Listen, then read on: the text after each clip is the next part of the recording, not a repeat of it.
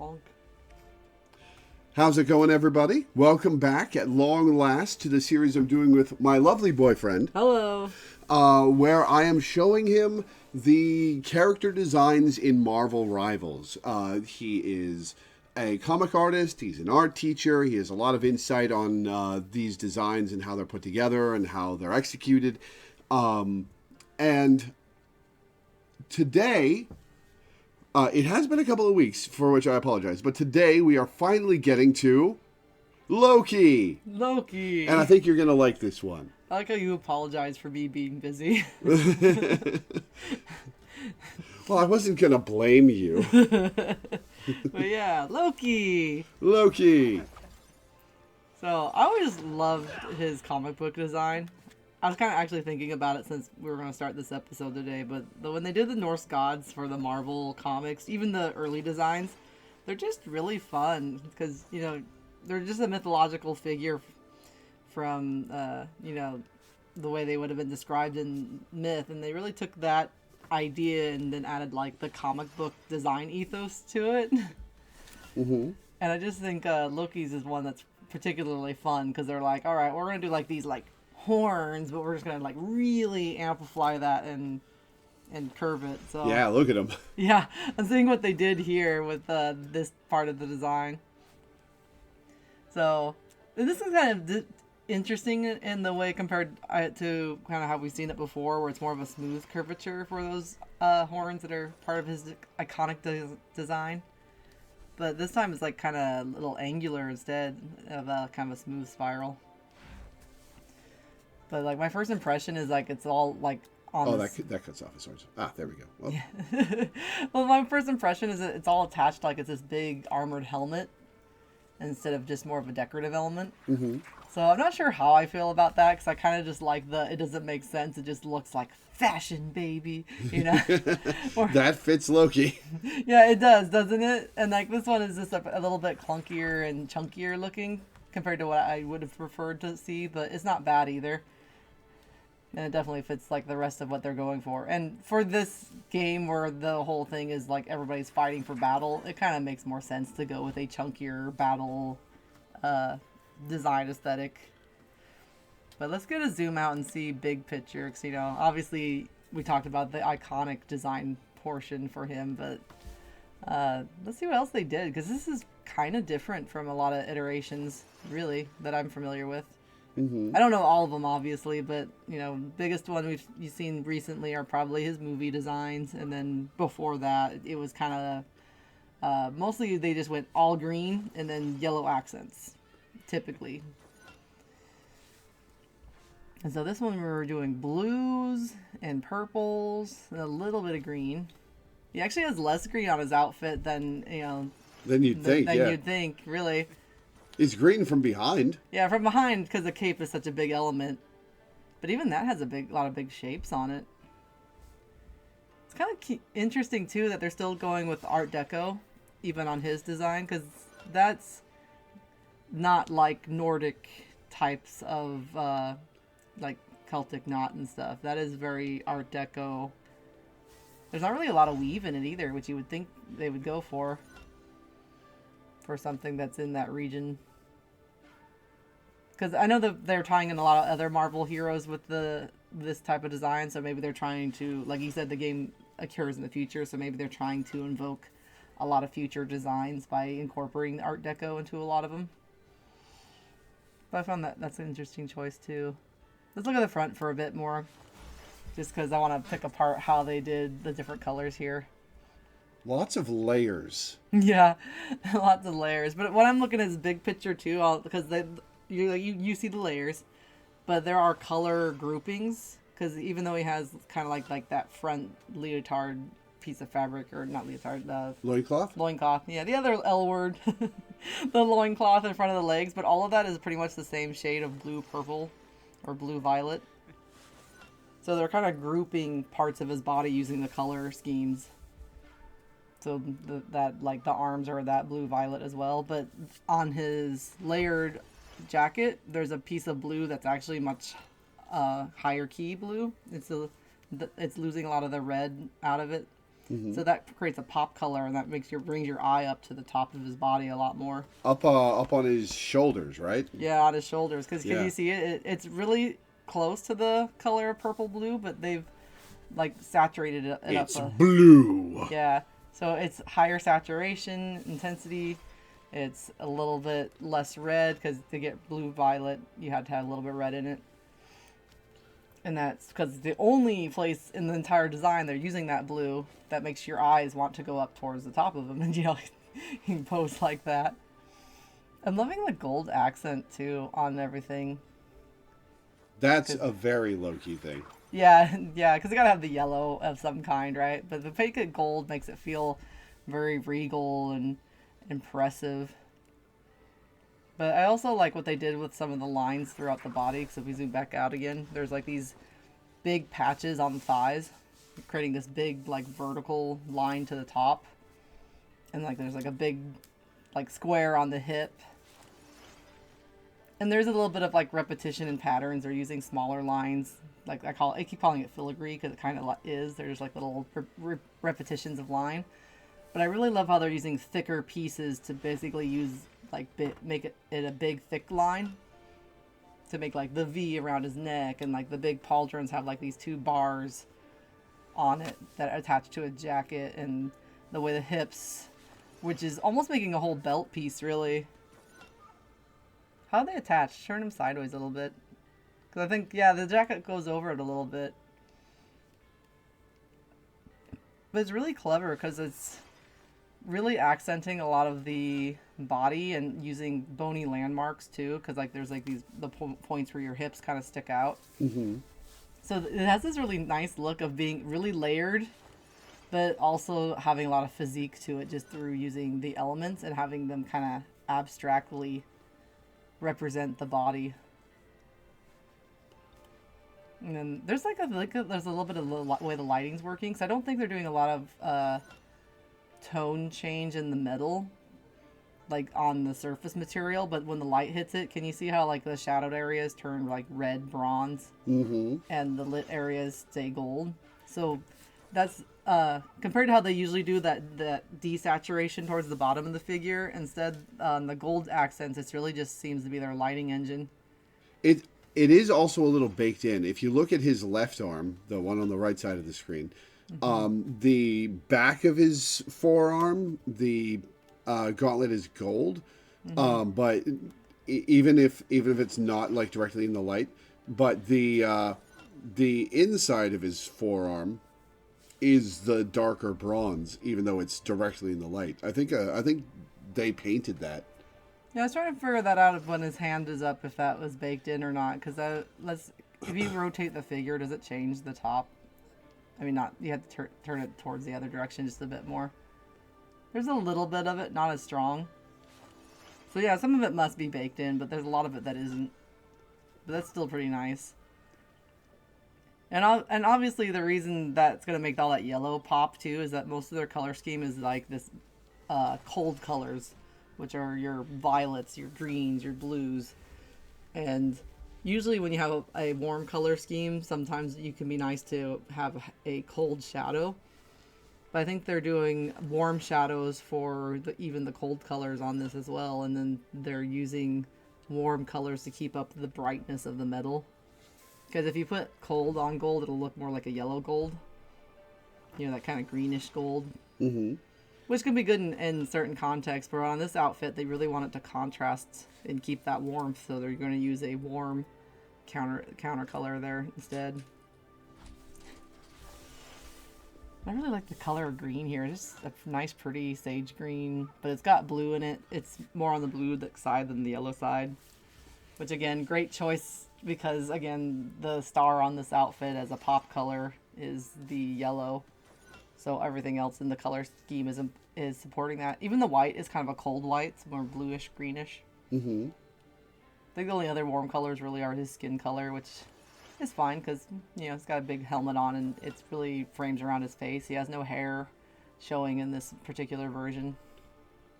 I also really like that the tassels on the back of his cape that I saw earlier, that green there is super desaturated. the brightness is really toned down, even compared to like the bottom of the cape.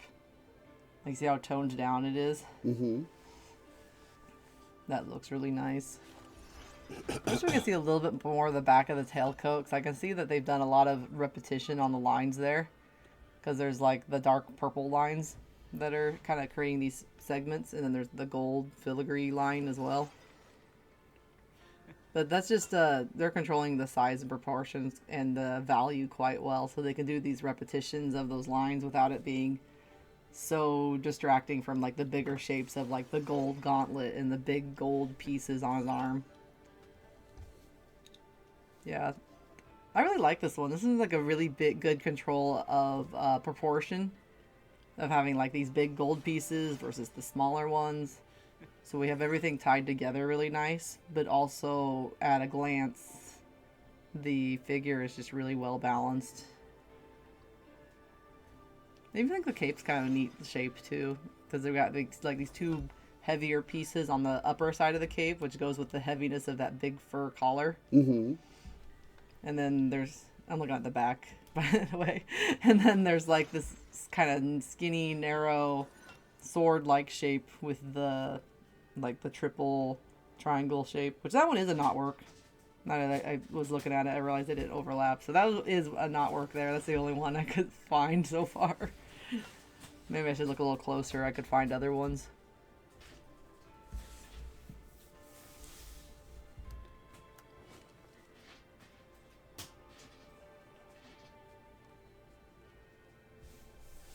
I just noticed here, crunchy. Oh yeah, that is a bit of a crunchy texture, isn't it?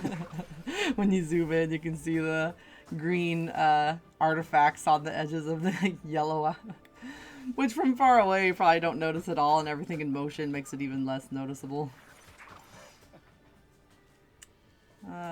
Let's take a little more look at the front, just in case I skipped over any small details. I know I kind of repeat myself on some of these figures because a lot of them are using the same kind of design language. But there is some really nice stuff going on with the line repetition, like on that big gold accent on the hip. There's just these smaller shapes and overlaps. There's like a weaving on the kind of legs, kind of an overlapping pattern. And the gauntlets have patterns. The biceps have patterns. The bicep one's actually pretty nice too. It has this nice curve with like kind of a loop up and then back down. Mm-hmm. So it really gives you a sense of the shape of that bicep. Which is also super clever too, because again, this is a lot of cloth for the most part, and so they're using like the hanging cloth off the cape that's green, and they're using cloth as like this like kind of overcoat thing, but the coat itself doesn't have sleeves, so they can go back to being like muscular and armor-ish on the rest of it. Mm-hmm. So it's like a really nice mesh between like kind of a looser cloth fit and a more superhero form-fitting fit, and just meshing that all together so that one doesn't really overwhelm or overtake the other, and still have that sense of, you know, free-flowing fabrics and weight. There's also a really nice overlap on the top of the overcoat too, where it's actually poking out in 3D. Mm-hmm. So it really makes it feel like it has like weight and volume. One thing about the helmet that I do think is kind of fun on this kind of redesign is that two little pointy things that come off the Oh, his chin, yeah. His chin. He's like, stabby stab. Kind of feels like a bit like a pharaoh too. A little bit, pharaoh, yeah. You know? So Yeah. it feels over the top, and I love it. I didn't make a lot of comments on the scepter, but I think it's just because the scepter is just so clean and simple. It just works, right? Mm-hmm. But it does have a lot of interesting doodads. Like, I think this is one where you make one simple shape, which is basically he has this stick with a curved hook on the end.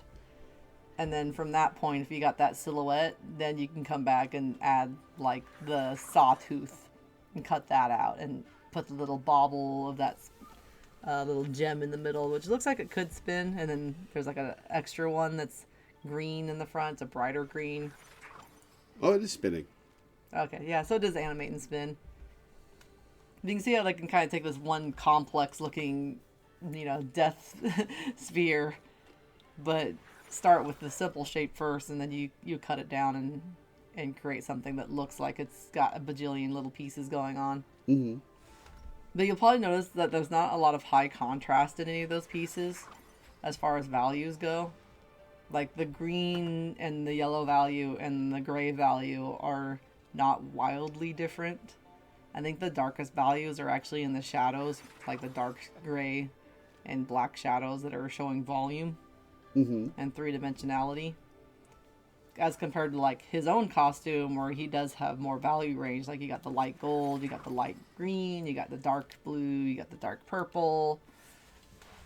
And that's one way too, if you have something with a lot of complexity in it, but it's not going to be the star of your show, you just want a cool thing, then you punch a lot of the values so there's not a huge range in them, so that nothing is going to like totally overwhelm or be too eye-catching when it doesn't need to be. It's kind of fun thing though. It's just like I really like this thorough line of the lime green because it kind of matches up with the handle. You can kind of see they're parallel. Mm-hmm. So I think that really helped make this whole thing feel like one solid unit that it shares some kind of similarity or a through line. I don't know if we can get a good view at the back of this scepter or not because of the angles and stuff, like the end that's cut off at the bottom. Oh. Oh, yeah, there we go. Oh, it does have like a little spiky thing on it, like a knife. That's about the only really super high contrast thing on it, actually, which I feel like this kind of makes sense. And he's like, no more spear talk, away. But I feel like that makes a bit more sense because it's looks like they want to point out that the end is also a weapon, and if they kept it too much the same color, you might miss it. Mm-hmm.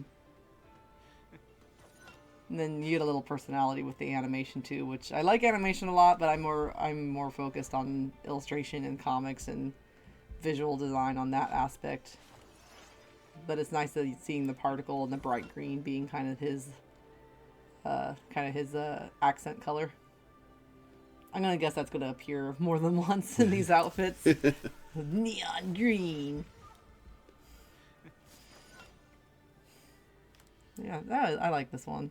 There's also I just noticed there's also that texture on the handle too, and there's also a nice texture or repeated line in the front of his outfit too, which is giving reptile. Mm-hmm. You guys see it? Yep. Yeah, snake. Ooh. So yeah, I think this is a really good design. They did good, and it's different too. That's the other thing that pops to mind is like most like if I was given this assignment and thought that it has to be Loki coded, right?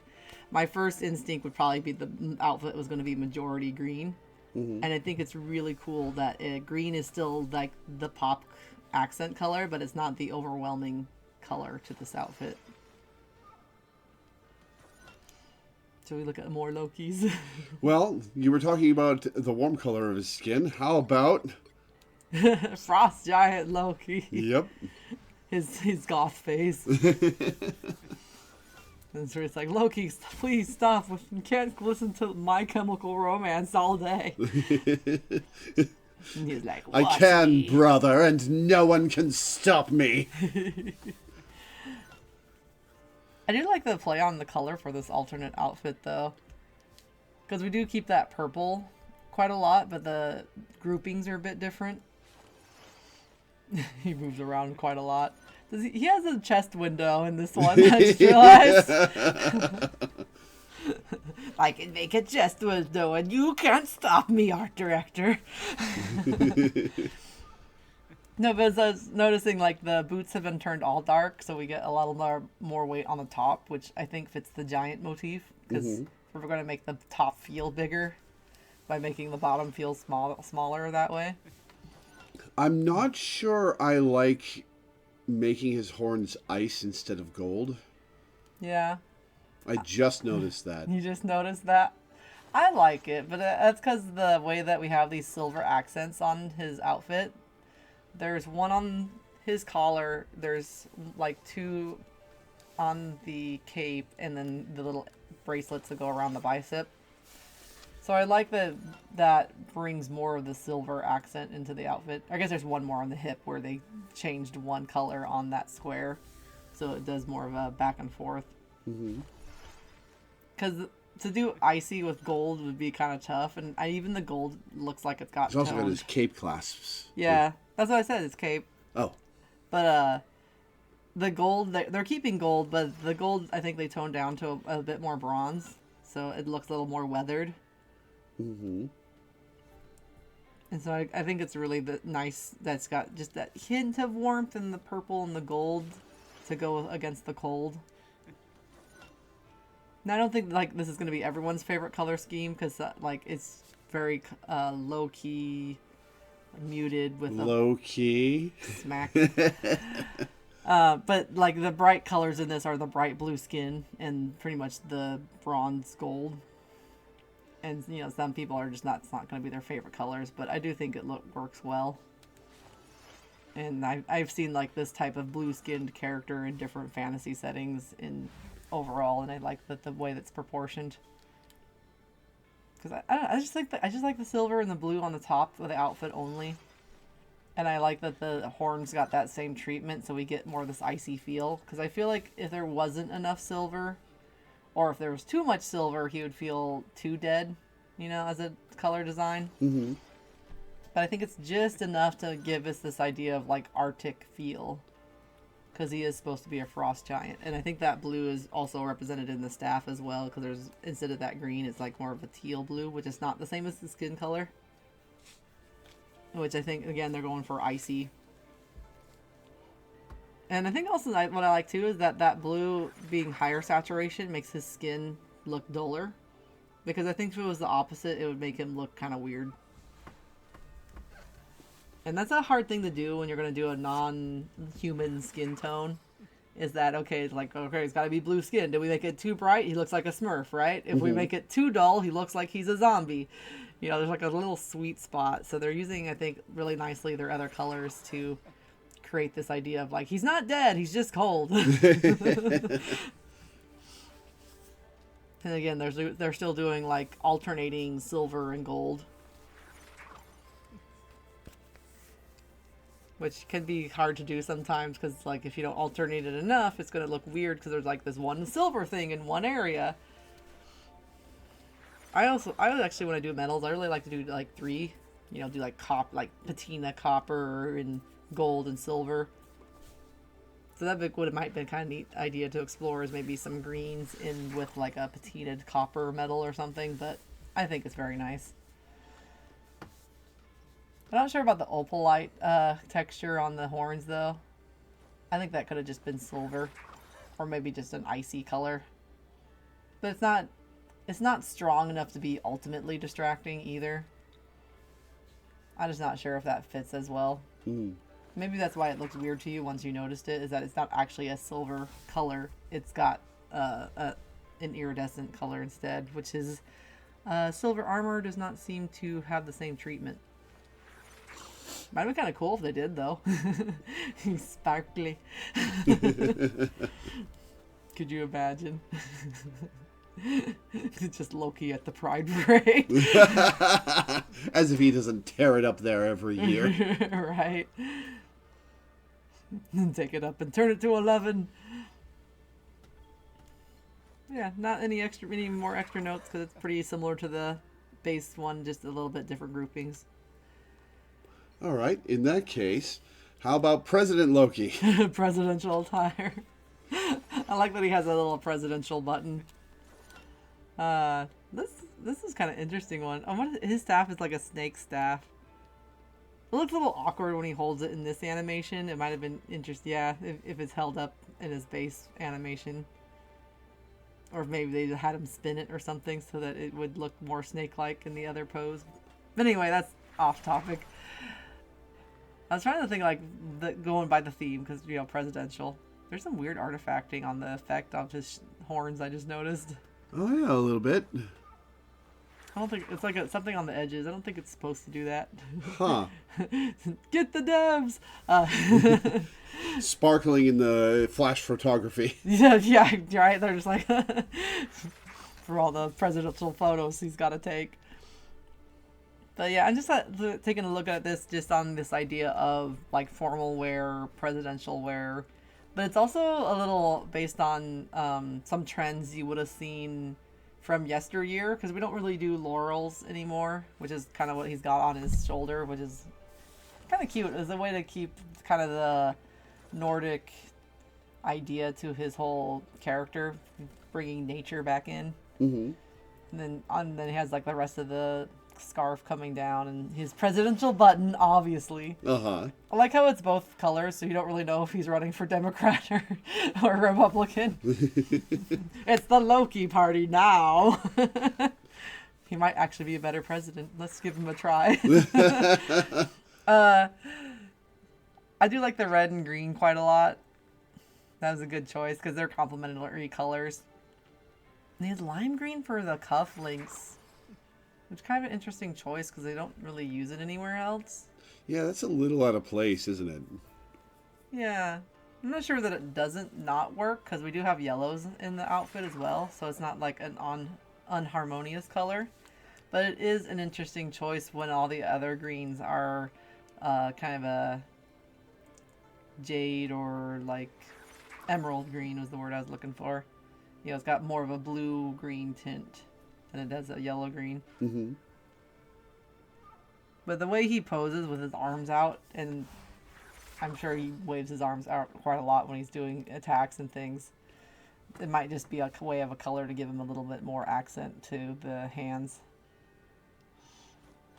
Let's have a zoom out and see what they did. The rest, he's got just kind of some semi-loose fitting trousers. There's a little bit of fit around the knees because, you know, heroic. But I do like that they considered those heroic knees. They're heroic knees.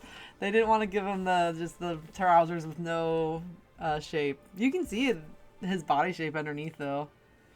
I do like that they considered the way the shape of the pants would be though, because you can tell like up on the hips or the crotch area, there is a curve there for loose fabric, and there's loose fabric around the ankles as well. Mm-hmm. And when you spin him around to the back, like when he quits moving a little bit, but you can see there's a bit of a creases there as well. Mm-hmm. So they didn't entirely go 100% with the creases because when they do superheroes, they just really do not like to lose the muscularness of things. But I do like that it's got that looser fit and it's not doing that new trend of like form-fitting outfits that look terrible on all men because they are like suction cupped onto them. And even the jacket has kind of the same treatment. Like normally that kind of jacket is going to hang loose more like a cape, and there'll be some darting in it to give it a little bit of a waistline. But here it just kind of magically keeps to his form and has some wrinkles around the waist and the elbows and so on, where you would logically expect the outfit to rest on the body and have some creases. Yeah, it would only have those creases if it was closed, wouldn't it? Yeah, like they don't make sense, but they are approximately what they should be. The snakeskin on the top of the jacket is kind of an interesting choice too. It's like this little texture that you see it way on the front. Yeah. Because it's interesting because it's almost like a magical texture. It's definitely not the texture that's the outfit, which is kind of interesting because they don't continue it with the rest of the thing. It's just like giant oversized snakeskin, so it makes it feel like a shape changer or something. It's just hiding under the surface. Mm-hmm. And then they use the smaller helmet, which I'm guessing it might be based either on the comic book or... Yeah, this is a costume from a comic run. Because they keep going back and forth. Some people love the oversized horns, and other artists are like, no, that's impractical, and he needs to go in doorways, and I don't want to think about that. They also have some striping on the back of this jacket, too, and that's just some Marvel-esque, let's put some lines on something, because I can't think of a logical reason he would need that. Looks cool. Except that it looks cool, because it's just kind of almost this leather-like. I'd wear it. Yeah, but it is pretty low contrast. Like it's one value up or that down darker than the rest of the jacket. So it's enough to be seen, but not enough to be like, ugh. I also just love how they do textures on here, like the leaves and the hair. The leaves from this angle kind of fluffy. Do you think they just reused some fur texture? Yeah, they definitely did. Maybe it is supposed to be a feather boa, though. I just took it as to be a leaf laurel, to be honest. I'm. Now I'm not so sure. Yeah, I think it's fur. Oops. Anyway, I like the idea of it being leaves because I'm thinking like early 1900s aesthetic with the suit and everything, and the buckles just above the buckle. Oh my God, his belt buckle is an L. And I like that there's just all this additional textures, and they really brought snakeskin onto the tie. I just realized I thought it was stripes at first. But no, it's more snake skin, reptile skin, and yeah, even the scarf with this is more square. But I just realized all the textures they're choosing here are really trying to invoke this idea of snake. Mm-hmm. Which is kind of fun because like took me a while to pick up on it, but it does all fit together. It's like one of those things like you might just pick up on subconsciously, and then when you pick it out on purpose, you're like, oh yeah. I also just love the rings. That just says he's a skis ball because like I have a bunch of jewelry on gloves. I'm rich. Deal with it, nerds. And I like the idea of just keeping the staff a lot simpler here and just making it more like a walking stick with a cool gem. It does have blue, which is kind of a fun color. It goes with all the greens and everything, but he doesn't have blue on his outfit, so it's really kind of a poppy color. Yeah. But it's nice and clear and feels like, crystal decadence. And I think it's a bit supported in the highlight color, too, because I see a lot of blues brought in with the rim lighting and stuff that they're doing here. So, again, they're using some of their lighting to tie stuff in. I wonder how some of these look in game, though. Do they keep the same color rim lighting, or do they get more of the environmental lighting? I don't think the like blinding rim lighting is a thing that exists on the models in actual gameplay. Yeah, you don't see the white highlights in gameplay. No. But it does look really cool in the character select screen. Yeah. I feel like I talked about this one a lot, but I really like the texture work on it quite a lot. The suit just feels cool and satiny too, because there's like this beautiful shine to it. Mm-hmm. And obviously the higher contrast portions are on the top, and then it's like really muted towards the bottom. Oh, his boots even got snake skin. Little tiny gold accents, which match the rest of his accents. Yeah. I'm not sure why the lime green, though. I don't know if they were trying to meet in the middle between gold. I feel like those could have been black or something. I don't know. I'm not sure if I hate the lime green or not, but I don't hate it, but I don't know if it's certainly no pink tie. Yeah, it's no pink tie. I'll talk about the grays on this a little bit, though, because neutral colors can sometimes be hard to miss of how they're getting treated in a whole color scheme. Because we have, like, the scarf itself looks like it has a bit of purple or warmth to it compared to the gray they're using for the jacket and the gloves. The gloves are especially a warm brown. They got a lot of red in it as far as mixing your neutrals. And then the jacket itself has got a lot of cool gray, which means it's got more of a bluish tint. Oh, there's even a texture art. Turning him to the back again for a minute. I just noticed it in the highlight. There's like some kind of texture there where it's got a pattern that's stars. Like shimmy him back and forth. Make him wiggle. Oh, yeah. Yeah, you see it on the back of the jacket? Subtle. Oh, yeah. Huh. Wiggle, wiggle, wiggle, wiggle, wiggle, yeah. Yeah, there's like little tiny details in this that are just calling back to patterns and things you would have seen in yesteryear, just to invoke this idea of formal wear and high society, which would fit with a presidential run, right? Mm-hmm. Because presidents and other members of government typically try to dress in a way that is calling upon these ideas of, I'm a person worth voting for. I know, like I'm intelligent and I have intellect and I, know what all these patterns mean, and I'm creating this message, that will be subconsciously picked up on, that I'm a refined gentleman worthy of, this higher office. Mm-hmm. Or gentlewoman. But since there's not been as much of a a run for women in that aspect. It's getting better now, but there's not that longer history of it. So for them, it's more like, the suit pantsuit was the whole thing. But women's fashion is a whole totally other game of things. And that's morally based on whether people think they're dressing correctly or not, and less about the message or language that they're trying to get across. Yeah. Which is sad. But it's kind of the same with music. Like, you could go to music and you can just see the most scrungly men who are making the best music you've ever heard.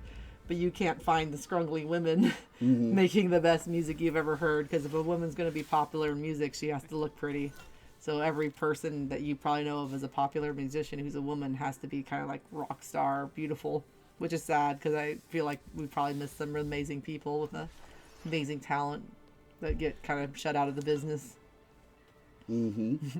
That was a bit of tangent on Loki for president, but you know what? If you vote for Loki, he'll give you gender equality and world domination. Shall we see what else is in store? Okay, let's see. How about the MCU skin from Loki Season 2? Interesting. All right. Well, I'll preface by saying I have seen 0 Loki season anything. Yeah, I haven't seen the Loki series either, but I hear it's really good.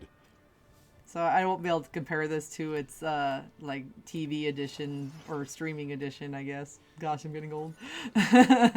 Oh my god, he's wearing loafers with no socks. Ban him. Get rid of this man. He cannot be allowed to live. No.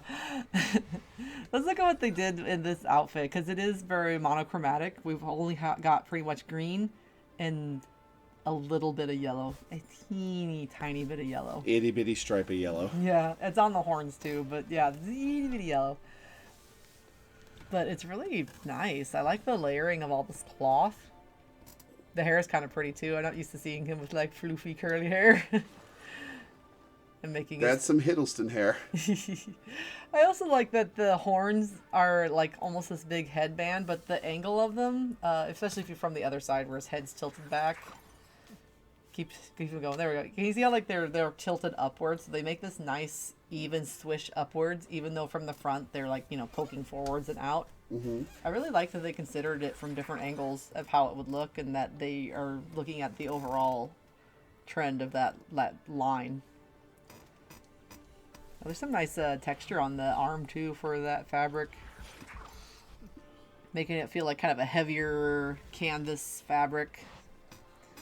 But I want to do big picture for a little bit, because the colors we're kind of working with here are some very muted greens. So we have kind of the grayish dark green, a lighter bluish dark green, a brighter yellow green on the top, and then maybe some more muted yellow greens, and then a lot of very dark grays, which I think have a bit of warmth in it, because I see a lot of painting on top that's got purple and a little bit of blue, like especially on his arm. It's kind of open right now. There's like in that gray, I see pinks. He's not going to cooperate because he's Loki. But there's some like kind of purpley, pink, blue. Yeah. To kind of mesh things together. And even on that gauntlet, the back side is kind of grayish, while the tops are looking much brighter green. And the accent of the green on there is where the saturation goes up a little bit. It's still not fully saturated green, but it appears brighter when it's on top of all these grays and muted greens. Mm-hmm. And on the fabric on the middle... Whoops. You just wanted to see the frog. I didn't mean to press L2. But on the tunic... That got me to the emoji screen. On the tunic, too, because they're... they want to give him some shape, so they're wrapping a brighter piece of fabric around his arms. Because that sash in the middle, there's actually a cut of gray in the middle. It goes across and around in his waist and around a couple times. So it's not just a tunic with armholes. It's just like that's a lighter green fabric that's wrapped around his arms and probably are intended to appear as part of his cape. He does have a little bit of a frill for the upper shirt, though. He does. It makes him feel a little fanciful. Like he's a man of the land in casual, flowing fabric, but he's a little fancy. I've never noticed that before. Good eye. The ruffle. Yeah, he's got a little ruffle going on because he's fancy. He can't be all down to earth. He has dignity. But again, we're using like things we know about visual language. We all know ruffles are only worn by very fancy people or very delicate people. And so we're using that as like a little design language. But we also know people who are more of the earth, or who are living outdoors, or living a lifestyle that is kind of using less with more. Like we think monks and things, because they don't wear fancy clothes. They wear clothes that are utilitarian and easy to clean and easy to take care of and not expensive mostly.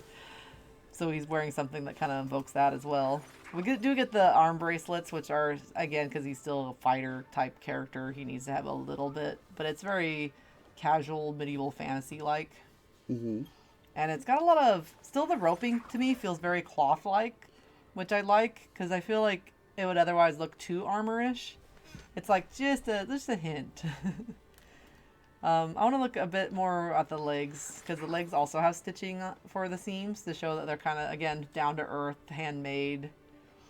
They're big stitches, so this is like, Sewed it himself. Yeah, woven by hand, rustic.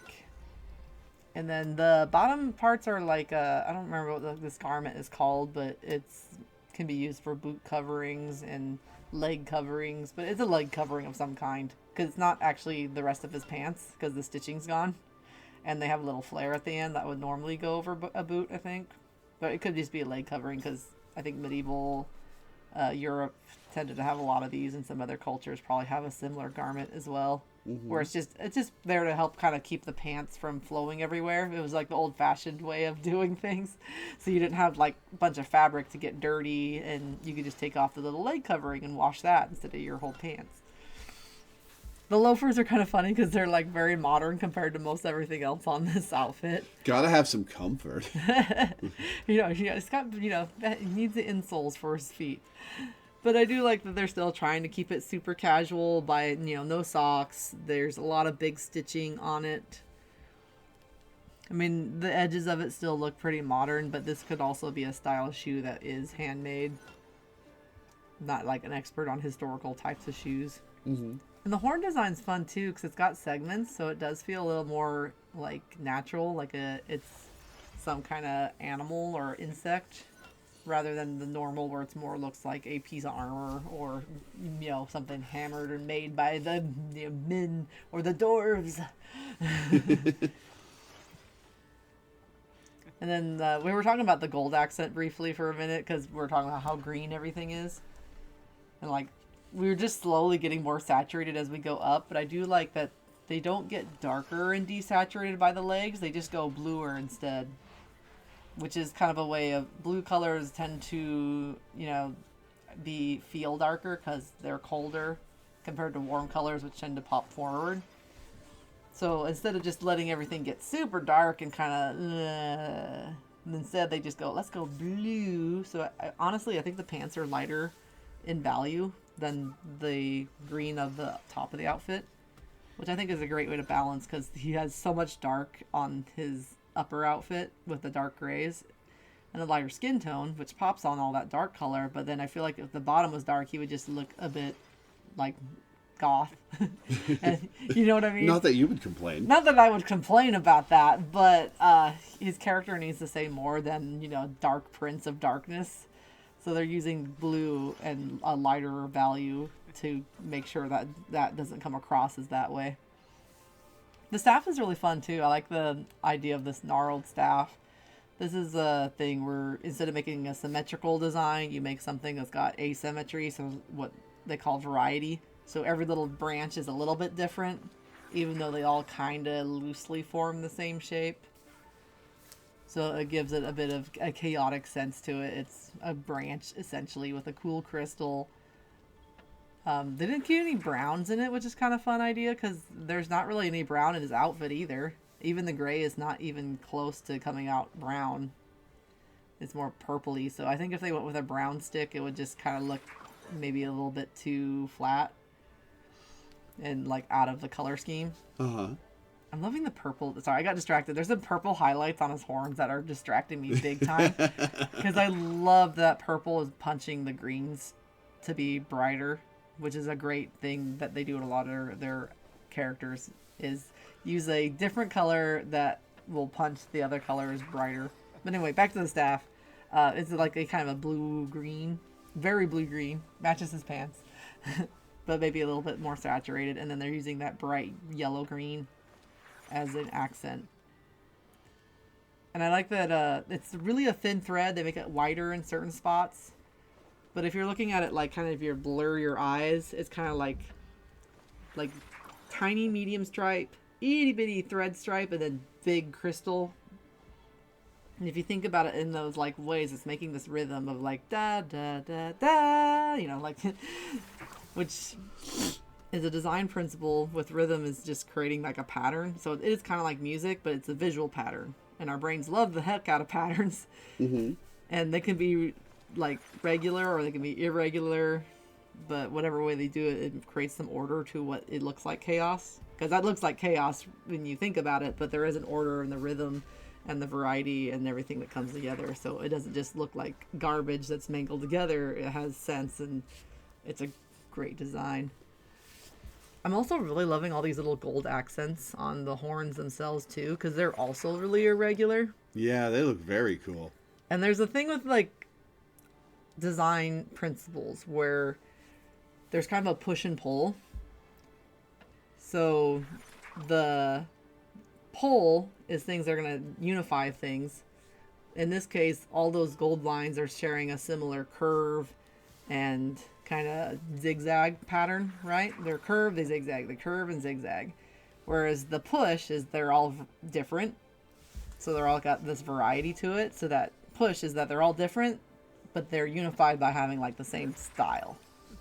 It would not work as well if they were doing like a spiral line and a zigzag line and then a curve and then a straight line. It would look like chaos. Mm-hmm. But it's a really nice texture on the horns. It gives it some interest. I love that it gets bigger too, the farther up it goes. And I think there is some shared curves, because if we can get him to turn his head sideways, you don't have to zoom out. The other sideways, please.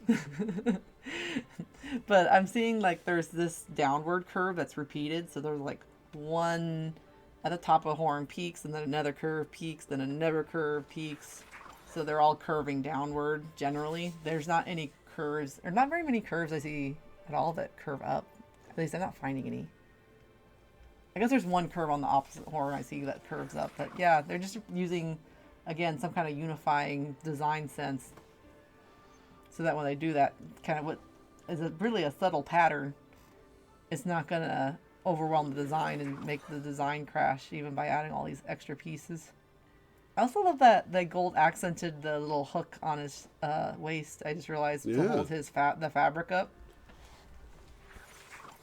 Yeah. Let's look at the back for a bit, because we didn't really look at the cape very much. Not much to see. Well, up first, let us gaze. But what I love about the color on this is, one, there is a subtle texture on it. It's like a little snakeskin texture. Mm-hmm. Which the only one I've spotted so far for textures on here are the rope bindings on his arm. The big gray has a big canvas texture, and the horns have a like kind of a subtle metallic treatment to them. If you're up close, they kind of shine. Mm-hmm. So this has like that snakeskin thing, which is not used yet, which I think is pretty great to put on this outfit. But we also have a lot of variety in the hues while staying in the same family. So like the top of the shoulder is really desaturated. You can see on the edges that they're very dull green. Mm-hmm. And then when they get to the basically the apex of the curve of his back, that's where the light is hitting. So all the colors start getting brighter. You got this bright yellow green. And then to create more variety, they're adding hues that are next to each other on the color wheel. And then they're desaturating by the time they get to the end of the cape. So the end of the cape is almost a gray colored green compared to the top. But then we have on his shoulders, there's some orange that's mixed with green. and there's some blue-green that's mixed with green, and there's some yellow, almost maybe yellow-orange that's mixed with green that are brush strokes on this cape. And they have a few stray flyaways that are the part of their design library, because I see that bright yellow streak, the green streak, a cyan streak, which they make them so small and thin and so they can get away with it, because if they were big they'd be way too distracting. But since they already have all this variety in the color tone, and this is a design accent they keep bringing in to kind of show, at this point it's not showing the character's texture, it's trying to show the texture for a hand-drawn illustration, which would be like the texture of a crayon or a marker or a paintbrush, because again they designed everything to look like a beautiful living illustration, and it's my favorite. I really want to see more games that take this approach, because I think there's this whole unexplored aspect of games that have not really had a chance to shine. Because games have kind of created their own aesthetic based on the technology at the time, so it's been a bit limited.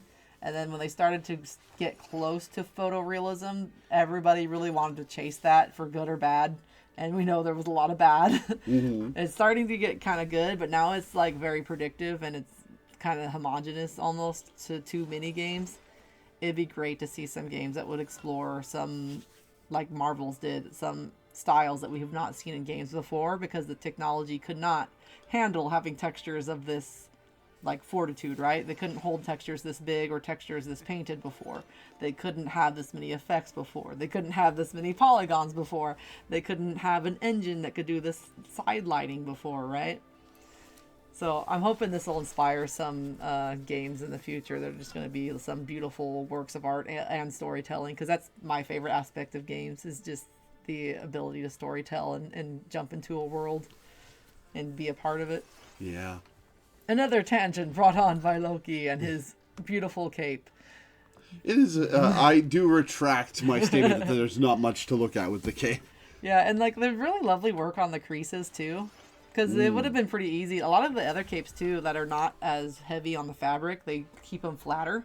There's not as many folds.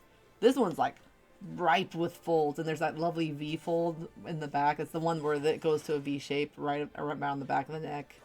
Because when you have two tension points, there usually is like a sagging point where the two tension points kind of meet and make that. And there's a kind of a collar on this too. And they put like a tiny little seam for the collar to kind of make it make sense. I think I would have believed it without the seam, but it's a nice touch because again, this is a very rustic outfit, it seems. And they really want to put a lot of the handmade touches. So yeah, a lot of this outfit comes down to a lot of like value and color control, but it also comes around to a lot of using visual design as a storytelling method, because without even seeing the show, I'm pretty sure this guy lives out in the woods somewhere.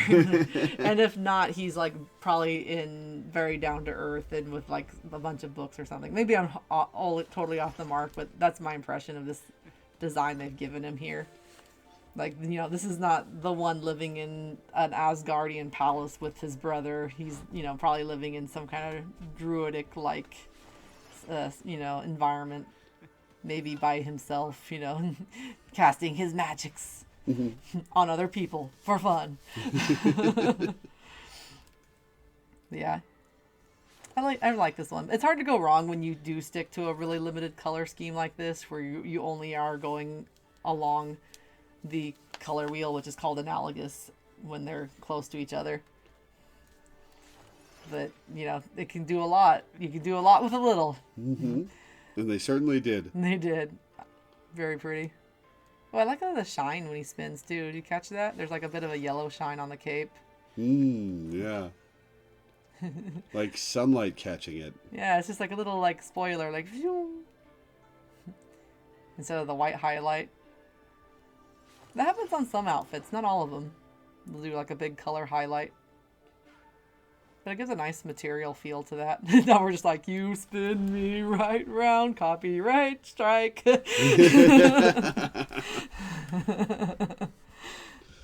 Oh my gosh, how many have we gone through? That was the fourth. The fourth, okay. All right, up next, here's a Peach Momoko design. Okay. I think I've seen one. before. Maybe 2. The Hela costume was a Peach Momoko one. I don't know if we've seen other Peach Momoko designs yet in this list. Okay. I can't remember. Yeah. Well, then to reiterate, the Peach Momoko designs are in a setting where it's the Marvel Universe, but in medieval Japan. And already I can kind of see it, because this one also is really using the red, yellow, black color scheme. Which, I can say something interesting now about that color scheme, because I didn't know this before. I was reading an article. Some of the early, different societies will name colors at different points in history, so it's pretty universal that most societies would call blue and green the same thing. Mm-hmm. But if you go far enough back, Japan only described colors as black, red, yellow, and white. Huh. So considering this is a medieval Japan setting, that's actually a pretty clever use of the history and keeping that color scheme. So I just thought, yeah, that's a color scheme that rips. That must be just what the artist likes. This was my impression, but now that I read that kind of tidbit of information, I'm like, oh, history. Mind explosion. So yeah, that's kind of like a fun idea now that I know about it, but it's just a color scheme that rips. But let's see how they did on this one.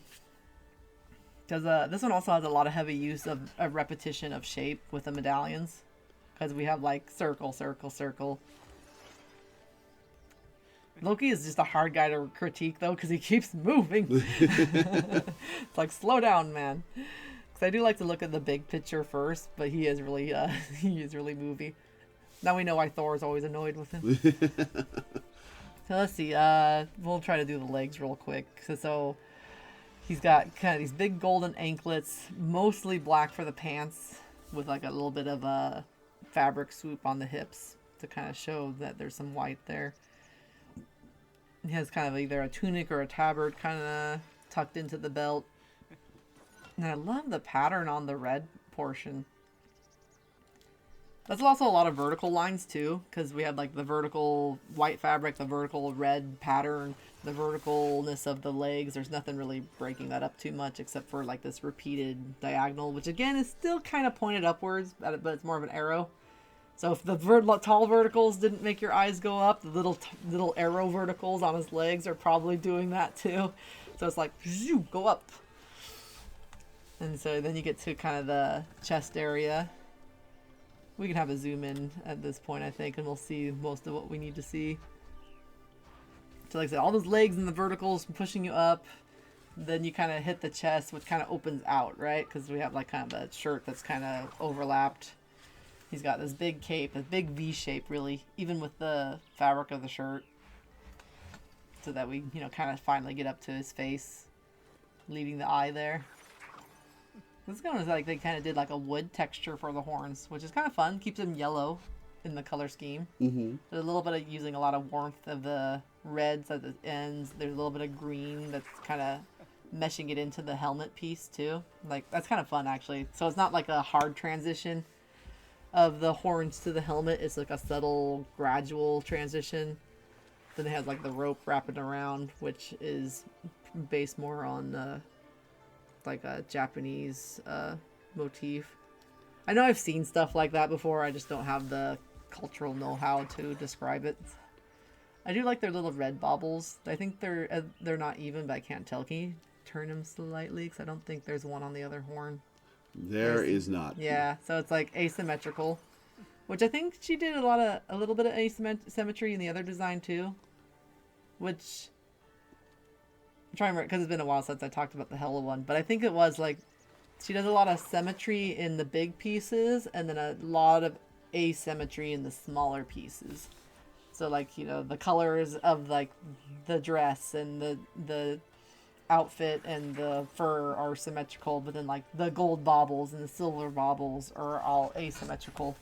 Even here you can see the gold bauble, the silver one with the designs on it. They're catty corner, right? Mm-hmm. They're like back and forth, zigzag. And then this is a design thing too. We have one blank silver coin because of its size. They balance it on the other corner with 3 small ones.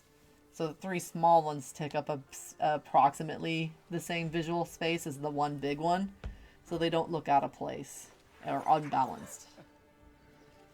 Because we talk about visual weight in art quite a lot, and what that just means is like, does one thing really big take up too much attention and then overwhelm something small?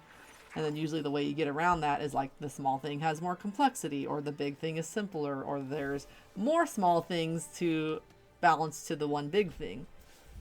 And it could get more complicated than that once you add like values and colors and intensity and so on. But that's the basics of it. Mm-hmm. I do find it kind of interesting. I don't know if it's the angle, but the one green section on one side is actually brighter green than the green on the other one. Oh, it is. It's also longer. But it feels nice. It feels like, again, maybe it's just that asymmetry working in the design on parts that are very symmetrical. Because the brighter green on one side, but the fur on the other side is longer and has a red bauble. So, like I was talking, like balancing with the values. Longer white fur with the red bauble has to be balanced by longer green, brighter bauble. And then shorter, duller green on the other side. Well, the other thing is she's playing with the design of a god of chaos. So that too, which kind of fits with that too, because like all this stuff is like hanging off of him in like different ways. And I do like there's like this cool layering in the designs on that are hanging off the belt, because there's one that's like stripes, there's one that's a beige color, and then we have the red with the diamonds with the gold coin in design in the middle. You turn them around, the part I'm talking about. Not on the belt. But underneath the belt is like a white one with a red stripe and like a repeating black design. And then the other one's kind of like it's actually a lighter version of the beige. You kind of see how they changed it to be lighter, so it's not taking as much attention, but it still does have a repeated pattern on it. Mm-hmm. And they're repeating the stripes again up towards the top, which is probably started the same garment with the beige again. It gets brighter as it's around his neck. Which, obviously, I'm thinking the way that this probably works is that the artist draws an illustration for Marvel Rivals team. And then Marvel Rivals team comes back over and translates it into the 3D model. And then we get this. So I can kind of see the Marvel team applying their touch of like, okay, it gets brighter as it gets to the top of the character. And then let's have a look at the back for a bit. Oh, I love the tie on the back of the helmet. It's kind of cute. Is there like, he moves, and I want to try and figure out if there's a little purple thingy on the end or if that's just his hair on the end of the bow. But it's just like that's his hair. That's his hair. Oh yeah, it is his hair. It's just so bright purple I couldn't tell. But again, like using the tie and nylon, because that's what historically you would use to tie back any kind of helmet or hair or anything, because we hadn't invented metal clasps and things as much, or if you did, it was expensive because you'd had to have a blacksmith make one for you. I do like this idea of making the ends of the fur a dark beige too. It's also a really warm white, because it's got all that browns in it, because you compare it to the white of the fabric on his outfit. Mm-hmm. I'm trying to decide if that white might be, I think it's a cool white, only a little bit, but it could be a true neutral, but you kind of rarely use true neutral colors in a design, because by the time, like, even if it was a true neutral white, by the time you put it next to a warm white, it's going to appear cold anyway. So you might as well use a cold white. Yeah, I mean, you could be a neutral white and it just appears cold, because again, it's a way of colors are relative next to the colors you see them with. So if you put like a warm color and surround it with a bunch of blue, the warm color will appear a bit dull, because the blue is affecting the way you perceive that warmer color. Mm-hmm. And there's a bunch of examples you can look up online that'll show like square in one background, square in a different color background. And you can see, like, it'll tell you this is the same shade of gray. but on the red background it looks blue, and on the blue background it looks red, but it's the same not blue or red shade of gray. They're also bringing some blue shine. White and black, blue and gold. You know, it's the dress all over again. Yeah, I do like that occasionally, and this I think happened on the other outfit, there'll be like a red pop coin somewhere. But there is kind of a bit of a rhythm to it, because it's like bright red, and then we have like that kind of cherry pinky red on some of the beads. But this one, it never completes and goes anywhere. It's just like one side has kind of like this of red on one side. Mm-hmm. But there's a lot more gold on the other side too, and bigger shapes of silver. I want to zoom out a little bit on to see the back of the cape a bit more. Oh, the greens are so pretty. I like the layering on that. We have this yellow green, super yellow green, then like kind of a darker green, which would normally kind of look like an ugly shade of green on its own, but with the colors next to it, it makes them pop more. Because you can use, again, dull color of that green. Oh my gosh, especially on the, I think it's the left side here, there's a bright yellow-green spot on top of like a olive green. And that looks super bright. It's like meow, neon.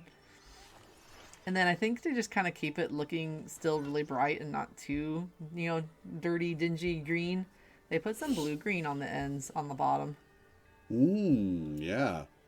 Because I think it would have looked a little like avocado-ish without it, which can be fine on its own. But I do like that they're keeping the colorfulness and playfulness of the green that Loki is normally known for, because he's not known as avocado green generally. He's kind of more of like, you know, a, you know, nature green or emerald green, or, you know, something with a brighter punch. Mm-hmm. And there's some gray, one gray stripe.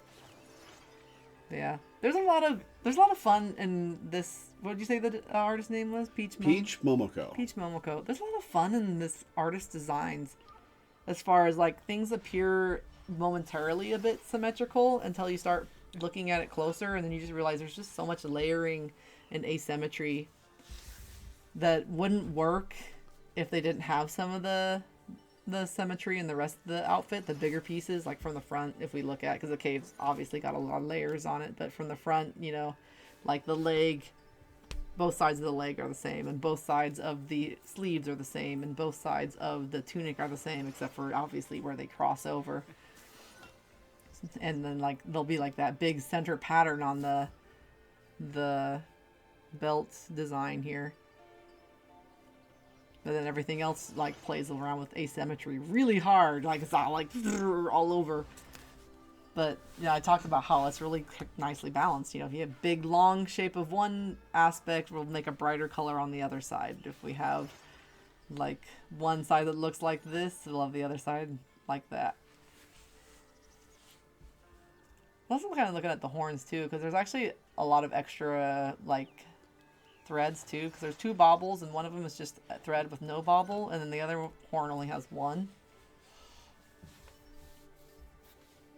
But I think that's because it's such a big design element and there's not any other visuals. I think that's one where the imbalance can be fine on its own. Because I feel like if you're going to pick a character to feel like he's leaning over one side, it'd probably be Loki. Like, he should not look balanced. Yeah. One thing I meant to come back to and kind of skipped over was his staff here.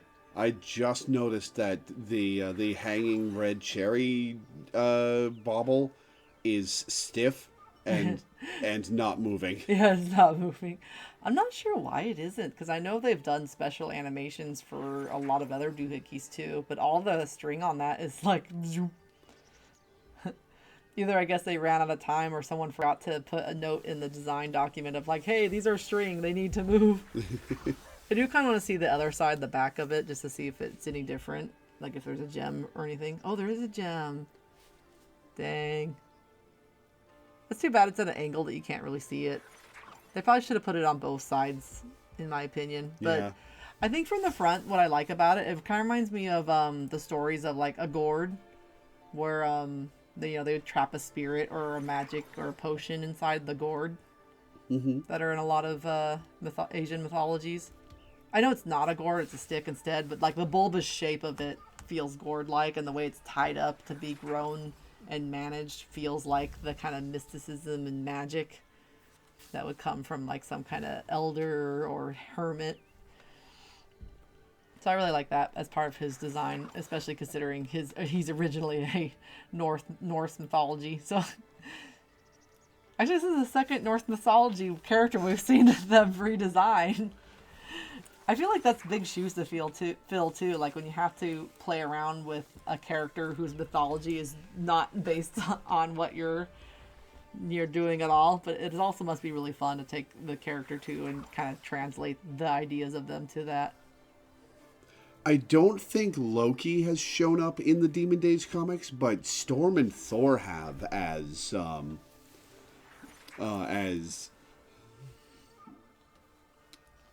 their own entities, and they're both. I don't remember the exact context in which they show up. I think they're gods, but they show up together, and they both have a very interesting reinterpretation.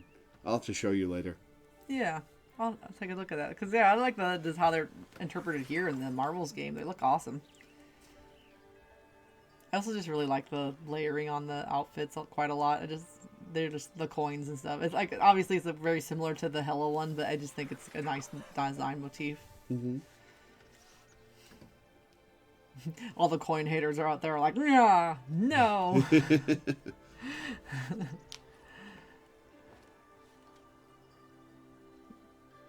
All right. Anything else to say about this one?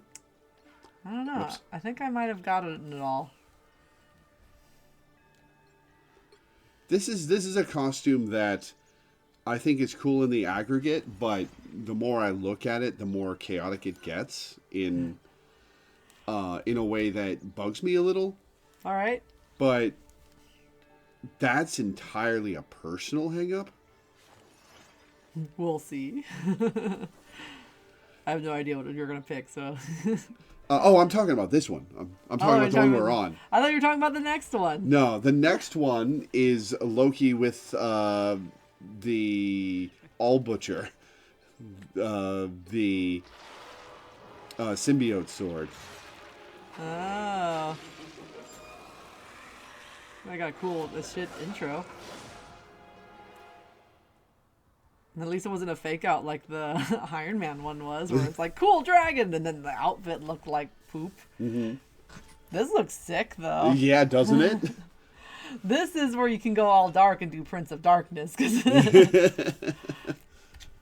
Oh my gosh, where do you even start on this? There's a lot of fun things that they've done here.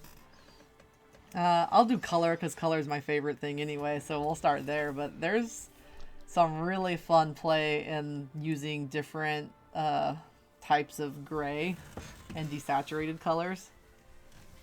Because I think primarily we kind of have like this, especially on the top, is like this dark gray green. And it's enhanced a bit more by the animations and the fact that I think they got a little bit of a brighter green overlaid on top of it. Kind of like a metal or oil slick metal effect. Mm-hmm. Especially on the horns, I can see some really bright accents here and there amongst the green and purple. But then when you get down to the legs and the torso and things too, like we have like this fabric treatment of this like dark gray, but there's a lot of saturation in it still. Or green, sorry. I wouldn't say dark green. But then we have gold and then this warm red, gray, purple color for the other parts of his arm. So there's these contrasts in the grays between warm and cold that are really awesome and doing a lot of work in sort of separating out the outfit and translating the different body parts. Also, he just looks so damn princely too. Like, yeah. Did they give him a different hair color? Yes. White hair. They gave him the evil white hair. He has an Eye of Sauron for crying out loud on the back of his cape. Oh yeah, he does. Oh my gosh. And like actual tentacle looking tentacles with like little suckers on them, except they're little dots, but clearly it's supposed to look like octopus tentacle, but in an abstract way. And then his cape is like this razor thin, milky, fabricy kind of skin like flourish thing that's just kind of hanging off of him. It's actually a pretty neat choice because they could have went with the thicker goo, but since his outfit is already so heavy overall, it's kind of neat to see that done with some lighter elements to give it some contrast. Mm-hmm. Oh man, then we're going to talk about the design motifs that they are using because we've talked about shape language a bit and that like sharp equals dangery, danger sharp, run away, triangle, scary. And that's all over this outfit, almost everywhere. But I love this idea of like the gauntlets have pointed, razor toes, and there's like spikes on the back of his heels and spikes on the sides of his legs. And like they turned the danger pointy to up to 11. Mm-hmm. And they did some interesting contrast with the way stuff handles or moves, because like the legs are clearly solid armor, but then they do have kind of a pokey. They're kind of like, I forgot the pieces that are on the side of your armor that cover your thighs are called, but I'll call it just skirt. A skirt for now because I don't know what else to say for it. I think it is actually just called a skirt. Oh yeah, that could be. Kind of refresh my armory knowledge. Not the thigh armor, the stuff that's above it like a skirt, Yeah, right? the above that's above yeah, it. I think that's just called a skirt. But in any case, you can see it's pointed and similarly shaped. But when it moves, it's got like this fleshy, thick movement to it. It's all wiggly. Yeah, it's like, and it's heavy too. It's not quite fabric, It's like, bleh, like a chunk of flesh hanging off his side because it's like part evil prince armor, part symbiote flesh goo. And nothing's more evil than wearing the flesh of your enemies. There's also another eyeball on the belt. Yep. But this time we're going green. I think it looks very cool. That eyeball on the belt might be my favorite element of this design. And then there's kind of like an energy field going on too with this bright. It's not even. Some of it is yellow-green, but the base is a blue-green, but really saturated. Because with this is the thing when you're trying to make something glowy, to get the values to actually pop and look bright, you have to do one thing or the other. One is you desaturate a color so that when you put a high contrast color on top of it, of the same hue, that it'll pop more. The other is you have to start rotating it more towards a higher value, and green is next to yellow, so yellow greens are just going to be brighter in value than a blue green, no matter if you use the purest color of blue green you can. It's just the way it's going to work out because yellow just has a higher value. Mm-hmm. So like it's not the same yellow green that is used for his staff elements and all his other outfits in this one as well, but it's using a lot of blue greens that have been desaturated slightly, not all the way, but desaturated just slightly, so that when they put all those like pulsing yellow greens and even white, you can see in there too, is like going more like blown out yellow white. And it's animated, so it cycles through several times, but they do that on top of it, and that's what's going to make it look like it's literally glowing. Which, when you're coloring, feels counterintuitive, and especially if you're starting out as an artist. You'll go like, oh, well, I'm looking at my color chart here, and the brightest color I can go is up in this corner where it's fully no white and no black, right?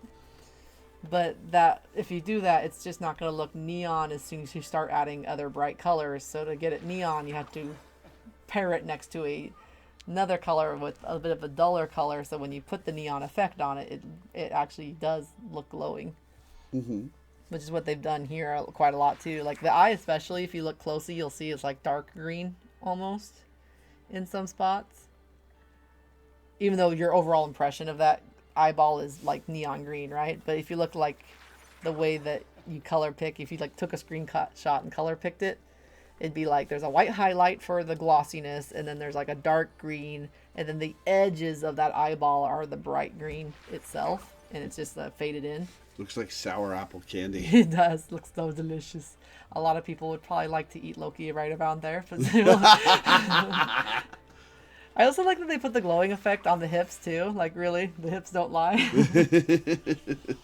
We're gonna start looking above the belt for a minute, but I do like the gold accents quite a lot too, because yellow is usually a part of his overall color scheme, And especially comic books, because they were usually limited in the early days to printing only a select few colors, or they could put a color on top of another color and get like its secondary color. Most heroes are defined in proportions of like 3 or more colors. You know, so you see Spider-Man, he is like primarily red, some blue, teeny bit of white. If you see like Captain America, he's like mostly blue, some white, some red. But the proportions change. And then Loki's whole thing was, again, like primarily green, some yellow, and then maybe a little bit of something else. But, you know, he's like 80 to 90% green and then some 10% yellow. And even if you see him like far away, you're just like, oh, that's obviously Loki, because that's his color scheme. Same reason why the Hulk originally, he is like 90% green, 10% purple, because they gave him purple shorts, so he'd be distinctive amongst the cast of other characters. I know, how could you mistake him for anyone else? But, you know, when you're color printing and you want sometimes in some characters you want like short key ways of like saying this is this character. And so using the gold accents here, I like that. One, they're doing like this rib cage thing under his arm. That one is like really shaped with a lot of form to feel like armor, and it feels super solid. And two, I like that it's making a belt and it's like repeating these lines. And then the idea of putting the gold under the symbiote pauldrons is really awesome too. It creates this nice contrast of the cold and warm, and gives it also some extra bulk. Because honestly, if you took the armor away, he has noodle arms, really. Like, yeah. You know, because he's Loki, right? He put his points into dex and wizardry, or intelligence, you know. So strength is not, and bulk is not usually his MO. So I like the idea of using the metal pauldron and then the goo and contrasting warm cold, and then using this whole side piece on the face too, because they do like these back horns too with that big gold piece. It frames the face and makes it this one big shape. Mm-hmm. And then of course his eyes are just so eye-catching because they're bright green. I know, that looks so cool. And they're following the same color palette of the other green like energy elements, so they're really tying in all of those, so they don't feel like they're one distracting element. They're repeated from the belt to the chest to the eyes, so that they tie the whole character together. The horns I wanted to talk about too, because I've talked about using line in a design, and the fact that they're asymmetrical and kind of wiggly and unpredictable is really fun. I think they kept the tops kind of symmetrical, because I think they actually move too. Ew. I love that. But no, they're still a little bit asymmetrical too, even, but they're closer together than the rest of the horns, which are like Loreweaver. So we use a teeny ounce of unity and then all chaos for the rest of it. It's like both of those horns do not match. Mm-hmm. And then, oh gosh, I want to talk everything in this outfit because there is so much going on and it's really fun. I do like the piecing too, because I've talked about the gold on the side of the helms. They made his hair white, which is obviously had a big association with evil characters as being white-haired, mysterious folk.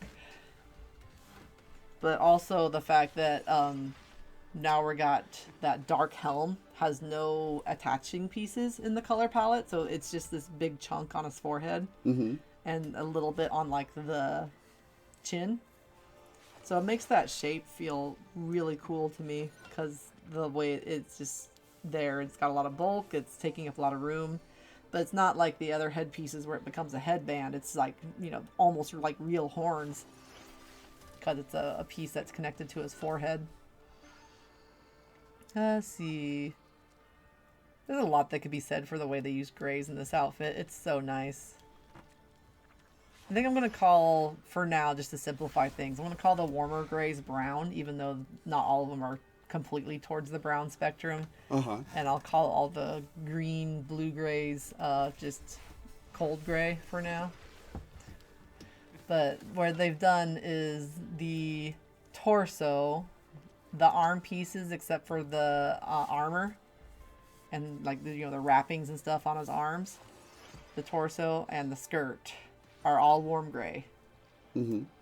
which is grouping his arms into one piece. It's grouping his chest and hips into one piece, as long as, making that clothing look attached to the rest of his outfit. And then the rest of the cold grays, they are playing around with putting more saturation or less saturation into certain areas. And some of it is lighting based, it looks like, because I can see there's some shine and like texture elements to certain things. Especially the higher up the outfit you go. So like the pauldrons and the horns have like max like goo metallic treatment. The arm pieces have some metallic treatment. And I want to say the leg pieces are almost entirely matte. Like there's like a shininess, but it's a dull shine. Mm-hmm. You know what I mean? Like it's not metallic shiny. And then to make the legs just not blend into one blah gray armor leg, right? There's subtle changes of hue. So like that cold gray is more of like a purple, warm green. So not by a lot, because we don't want to make it blend to the skirt. And then it goes green on the knees. And then I think there's just a little bit more green hue in the bottoms of the legs compared to the top. But the knees are definitely the brightest in that whole gray color family. Mm-hmm. So we get a little bit of segmentation, but none of the values are wildly different. They kept the value family really small, like almost identical, and they're subtly shifting the hues. Because big picture is all the dark of his outfit. The darkest portions are, one, the back of his cape, so that makes his whole torso stand out. We don't lose the silhouette. Because if it was the same gray, he would just become a squarish blob. So dark for the back of the cape, makes his torso and the silhouette stand out. And then really dark for the horns and the pauldrons. Everything else is going medium about the middle, and then completely no value changes in the legs. Like hardly at all. It's really subtle. The biggest ones are probably around the knee joints and like some parts of the geometry where it's like very voluminous, like the spikes on the sides of the legs have like not even just the white shine, but just like the portions that are facing upward, so you can see that they're three-dimensional. Mm-hmm. That's about the biggest value jump you see on the legs. There's a cool, also it's cool is the way they designed that arm piece too, because it looks almost like chaos, but what it is, it's just a repetition of this pointed arrow shape with like a hollow in it. So it's like 1, 2, 3, 4, 5. How many are there on there? Quit moving. It's like 1, 2, 3, 4, 5. Yeah, there's 5 little spikes. The 5th one is the biggest one at the end. And then once they have that shape down, then they're adding like kind of curved lines, and there's even a circle divot there, so they can kind of have the lines have some kind of anchor point to go around of, and that's just making it look more symbiote, like liquid like. Mm-hmm. And a lot of this too, it's got like scaling on the leg pieces too. It's kind of interesting too is that the bottom of the legs actually do have a lot more complexity in the pattern and the way they're put together compared to the top pieces, which are pretty much the same repeated pattern. And the way repeated patterns can help you sometimes is if you do have like a big armor set like this, the repetition is less eye-catching than, say, the arm pieces where each of those spikes is slightly different, right? Mm-hmm. They change in size and they change a little bit in shape. Compared to the leg pieces where the shape change and stuff, it does hardly not any at all, really. The only change is really there to follow the shape of the body and not necessarily catch your eye. And the bottom of the leg pieces, even though it has all that complexity, because there's no big value change, like they didn't make that little filigree pattern in between the two pieces like dark or anything, it fills in some space, but it doesn't like take your eye from the big outfit. Now, when they did do like a lot of like pattern is like there's those 2 little round pieces that attach the pauldron, which are on a lot of armor. They also have a name, I forgot. All the armor people are like, sigh. But those are there too. They're big, they're eye-catching, they have a lot of depth and volume. You know, they overlap quite often, and there's like the animation in it, obviously. There's the middle piece, which again, a lot of volume, more contrast between the dark color and the bright color. So you get this like rib cage effect. So it's kind of like there is a lot of pattern and repetition and like the wrappings on the waist. But the part that has a lot of density is usually very low value. And the parts that they want you to see as a silhouette tend to have darker values. This has to be really well balanced to work this way, though. Because like I keep talking a long time about this one, but that's because there's a lot going on. Even his nails are kind of cool. Like they kept the same brown color as the arm piece. But they're dark too, so yeah, scary. I will talk about the staff a little bit because I kind of jumped over it a bit. Because at first when I was looking at it from a certain angle, I almost thought it was glitched out because the effect on it. Yeah, it's kind of hard to look at. Yeah, it's like I kind of like the design of it, but I can't see the design because they put this kind of lavender purple effect on it, and it's a continuous one with no transparency. It's almost too much, really. It's like it's almost like someone hit a button wrong to me because like it feels like it should be a cool like animated effect, but the opaqueness of that lavender is so bright that you can't see the weapon anymore. Yeah. So instead of being like a subtle, animation effect, instead it's kind of like this overwhelming thing. Because like there's an effect on the goo, but that goo effect is very transparent, so it just looks pulsing, and the value changes are very subtle. So you can see it moving, but you can also tell the color of the object still. I can tell the staff is supposed to have like a little pillar of skulls, but they're getting so lost. Yeah.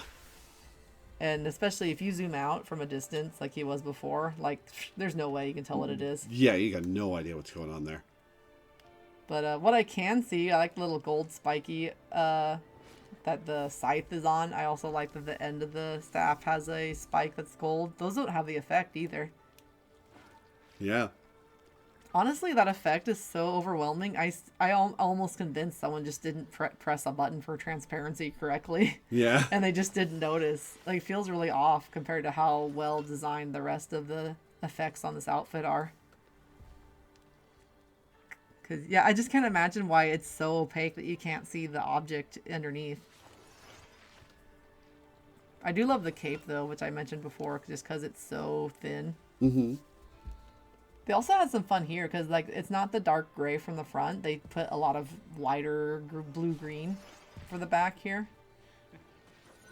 And the eye for that is, like, almost... it's almost no color, but because they've gone so light with it. So I want to call it peach. But it's really what the colors they're using here are a really light orange, almost white. And then a kind of a reddish orange on the edges. Which you can zoom into his back.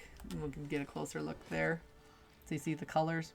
And it's a little brighter towards the ends of the top and the bottom of the eye, which are just a bit more like kind of like real life, but they don't do too much with it. But I do like that it's a contrast to all the cool colors. And because it's the back of the character, we can have a little eye-catching spoiler as a treat. That's in art we call that focal points, and for the way this whole back is designed, is a pretty cool focal point to have this, watchy guy. You can't sneak up on him. He's always watching. Oh, I also like from the back, I noticed the back of the gold helmet. It actually curves backwards, too. So again, it's just really nicely shaped. And repetition again. So we got two little spikies instead of one. There are sometimes I'm talking about these characters, I wish I could point out stuff, so I have to be careful that I'm actually describing what I'm looking at. Because I'm like, it's right there. And then I don't remember my language for armor, so, I'm going to go hide in my hole after this and start to rememorize my armor pieces. Going to lose my fantasy art cred. Yeah, I love this whole design quite a lot. I mean, obviously it's Hycocore. Oh, it's incredibly Hycocore. I knew you were going to love it. But on the other hand, like, there's just really fun use of like variety and keeping the values of the gray really well done. It's just what happened with the staff though. I know. You would have thought like someone would have looked at that and went like, "Hey, wait a minute, Yeah. what's with the effect? It doesn't look right." I can't be wrong there, right? This it just doesn't look right. It doesn't look right. It doesn't even look like an effect that's put on wrong. Like they had an idea and they just poorly implemented it. It just doesn't look right. Mm-hmm. So maybe I don't know. Maybe I am correct and that is set to the wrong opacity and like it's supposed to be see through, like a multiply or something.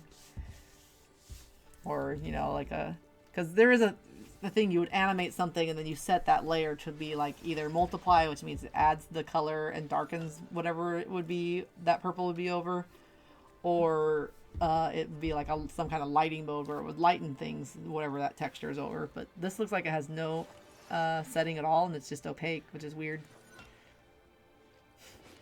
Anyway, are we doing good?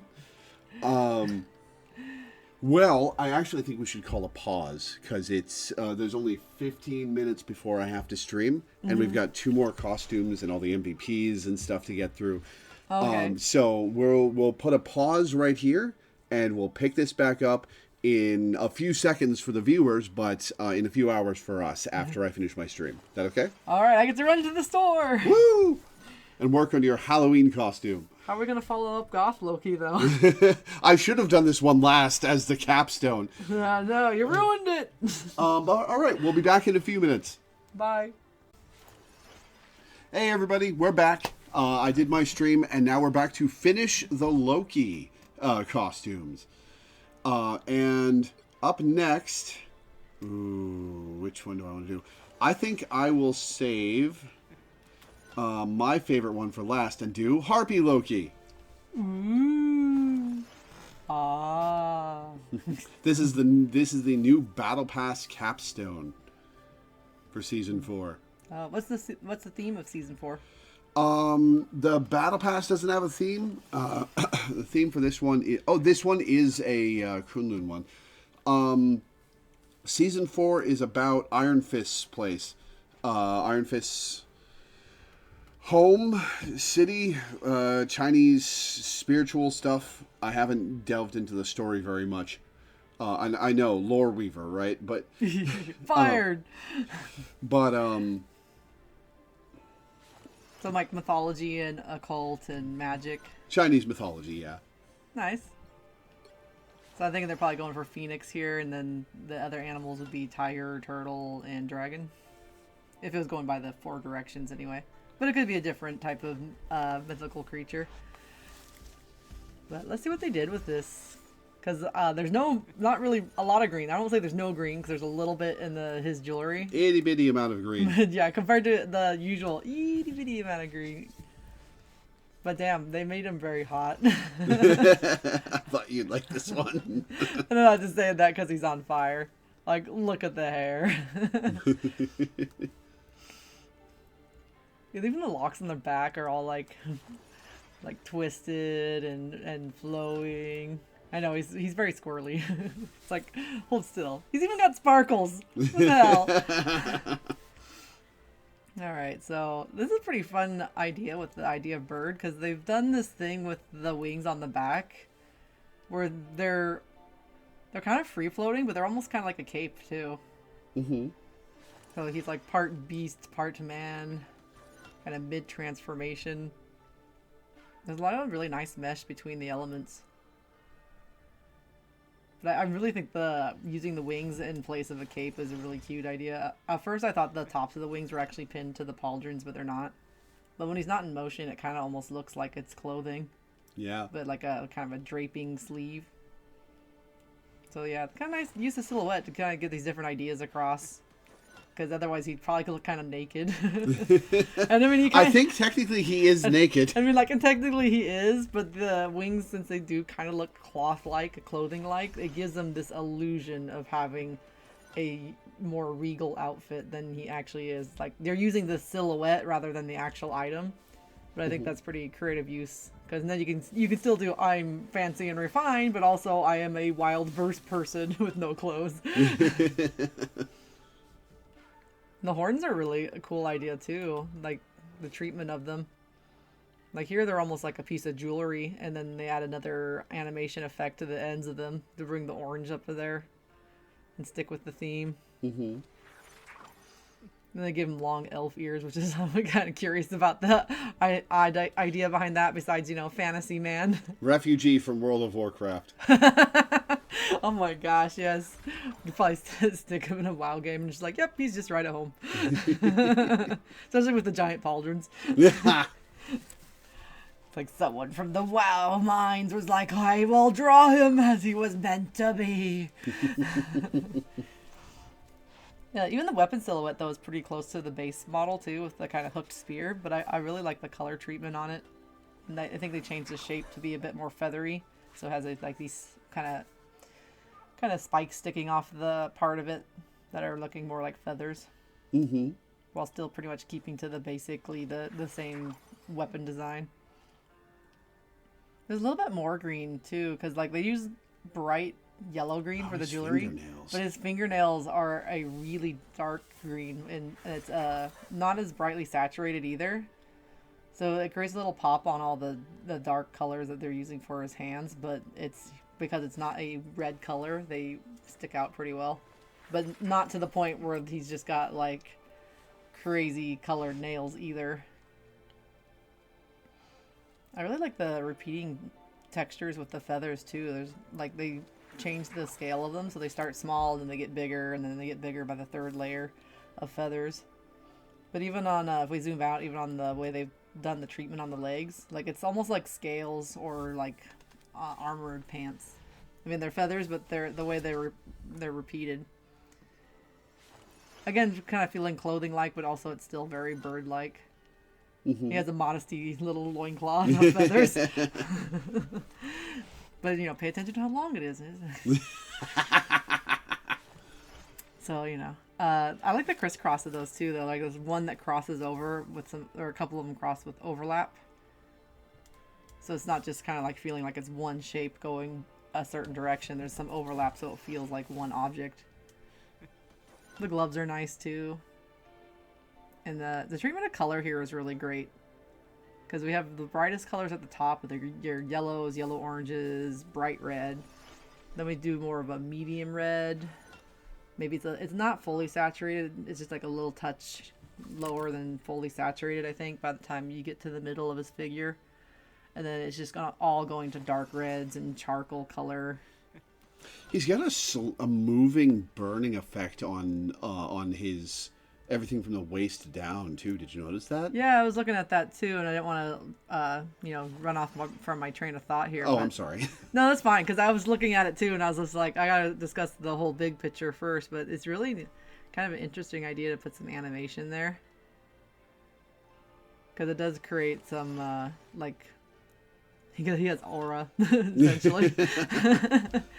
But I think if it's this idea of like he is supposed to be based on Firebird, like in this kind of mythology, usually beasts are very noble or they're very powerful. They're not just a creature; they're a force of nature, essentially. Because when if you lived in the land of China from way back, most of your stuff is going to be explained by massive divine creature just having a bad day, and you're just kind of in the ways, because they always had mini floods, famines, crises, and they never went small, it seemed like.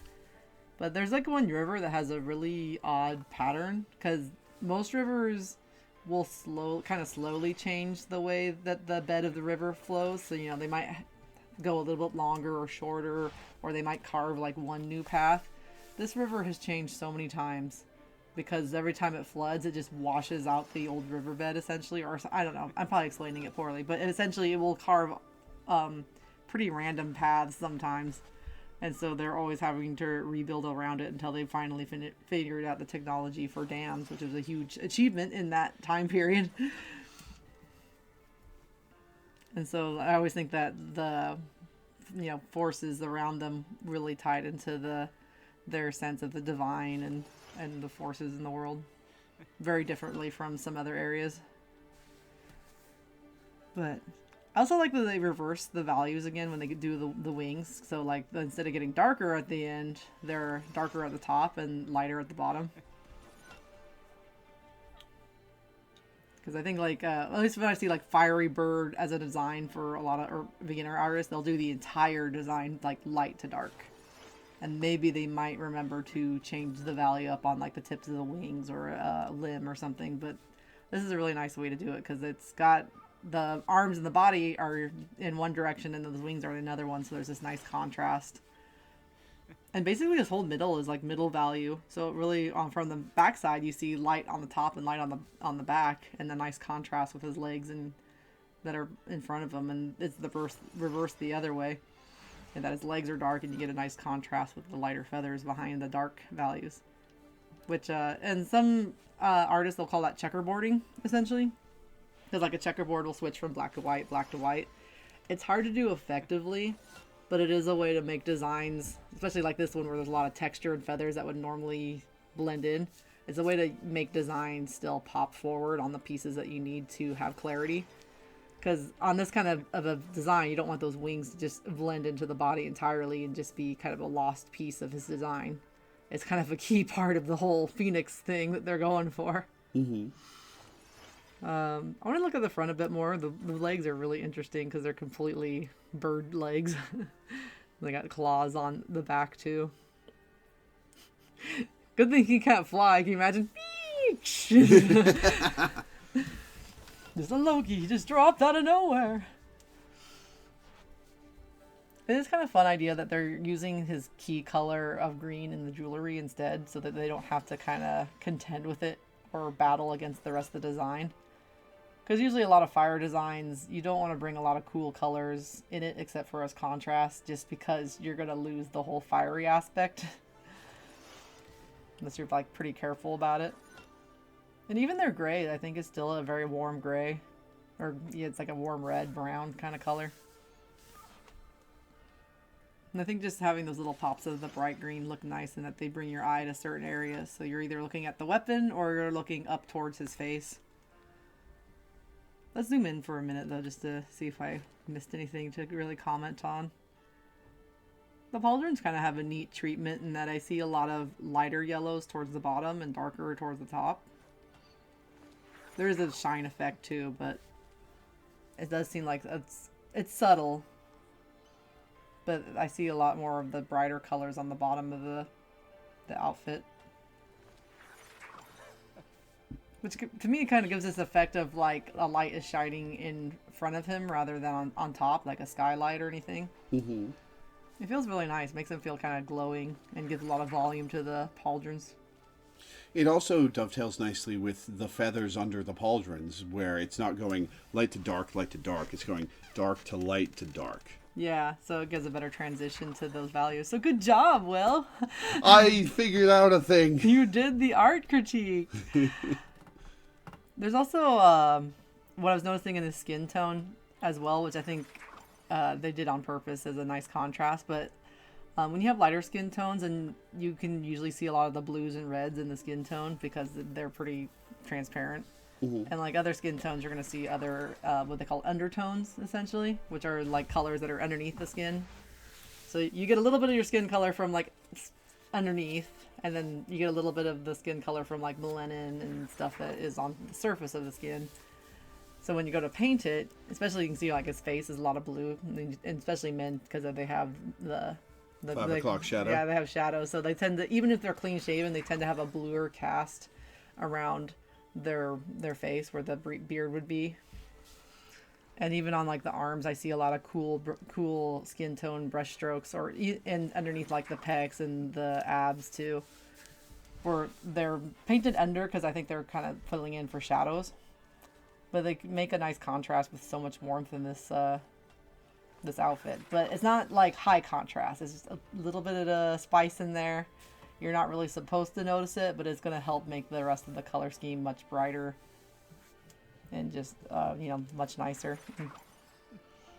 I really like this, though. There's a good use of a little bit of desaturated color so that all the really bright yellows and yellow oranges can shine. So I really think the yellow, orange, and the yellow colors are the highest saturated, and then the reds are somewhat desaturated in some areas, but most of them are pretty much in the medium red to dark red category. And they're just kind of letting that limited color palette let the bright colors sing. I think the green on here has kind of the similar treatment with the neon colors too, because there's not really a lot of desaturated color in them. I think it's more just a contrast of high value to low value with maybe a hint of desaturation. Mm-hmm. He's got earrings too. I just realized just big old hoop earrings. Huge hoop earrings. I do like the little feather accents on the face and the neck too. And they're done in a way like they're pointed up. So like the little feathers accent his neck and point upwards, and like the little ones that go around his cheek kind of point right to the eyes. The windows of the soul. And his soul says, bow to me. Yeah, this is kind of an unexpected design for this kind of character, but I really like the way it was pulled off. I think if I knew more context about the setting, I don't know if it's like an appropriate like Loki, like theme. Because I don't know if I saw him out of context, if I'd immediately like say, oh, Loki. Oh, definitely not. But the setting, it sounds like, is a little bit more fantasy inspired anyway. So for this, I think it kind of fits. And I really love the long feather tassel, too, as another accent to give this idea of the feathers are clothes. Mm-hmm. Oh, the ones that go from his shoulders to his talons? Yeah, the ones like, oh, it was like a big tabard or, yeah.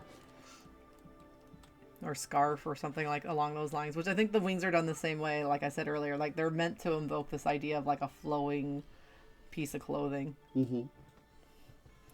Which I like that as a design point of like, let's do bird person, but also the feathers are clothes.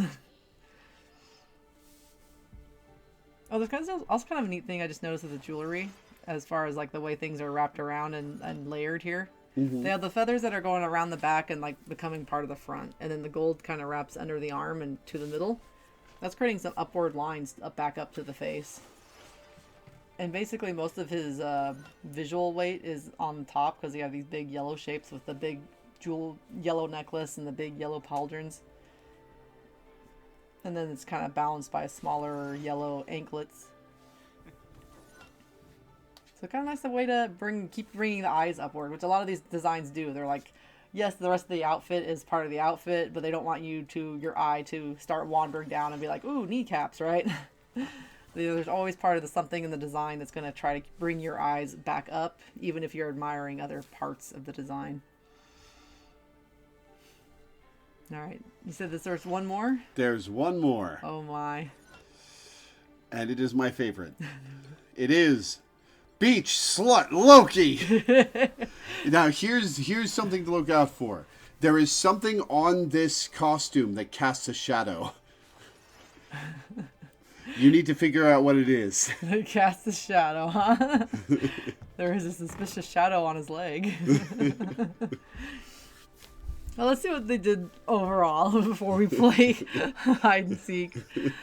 But I like that they brought the crocodile motif in here, because I know crocodile Loki was a whole thing that is very popular. Mm-hmm. I want to see the back of the kind of like beach overcoat thing here. Because there's kind of like a snake, like yellow snaked like stripe across it. I was trying to see if it actually fully attached to anything. The little medallion thing is like kind of interesting on the back because it got a little spoiler. Mm-hmm. But I was trying to see like, what is the pattern here? Because it's kind of like almost kimono-like. Because especially with the mix of the patterns. Because there's like different scale too. Like there's small little diamond hexagon. Is that right? Yeah, six-sided. Six-sided is hexagon, yeah. Yeah. And like small little ones, and there's like big scale ones, and then there's like the big stripe of that snake. And there's a few dots that are kind of layered on it too, so there's a lot of texture in it. I think that's supposed to be a crocodile.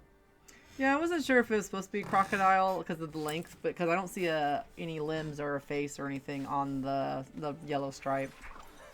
Maybe this one here. Oh, you're talking about the thing in his waist. Oh, okay. Yeah, like I'm looking at the whole thing, and he has just the belt hanging loose. Yeah. He wants people to see. But yeah, let's take another spin towards the front, because I was just trying to figure out what's on the jacket. But it does have kind of like a high fashion kimono look, and it seems to have an enormous like hood. So it's probably like kind of those beachwear type garments where you can put this hood up to block the sun a little bit when you're drying off. Mm-hmm. Not that he should have any trouble drying off in that outfit, but even his sandals have little Loki horns on them. Yeah. Someone had far too much fun with this design. It's so good. Oh, goodness. It got tattoos on one arm, too, and a bracelet on the other. It's a crocodile. That's a crocodile. So probably they're going for crocodile scales on the whole outfit. Is this staff also a crocodile? Yes. With With sunglasses, yep. Oh, my. And even the little neck piece is a diamond encrusted sparkly crocodile. The pink sunglasses are a nice touch. It's kind of red is the complement to green, so it's a nice contrast color. Makes it pop. Brings your eye up there. Especially, I think, because that's the only place they're using pink. Besides the little eyeball for the crocodile.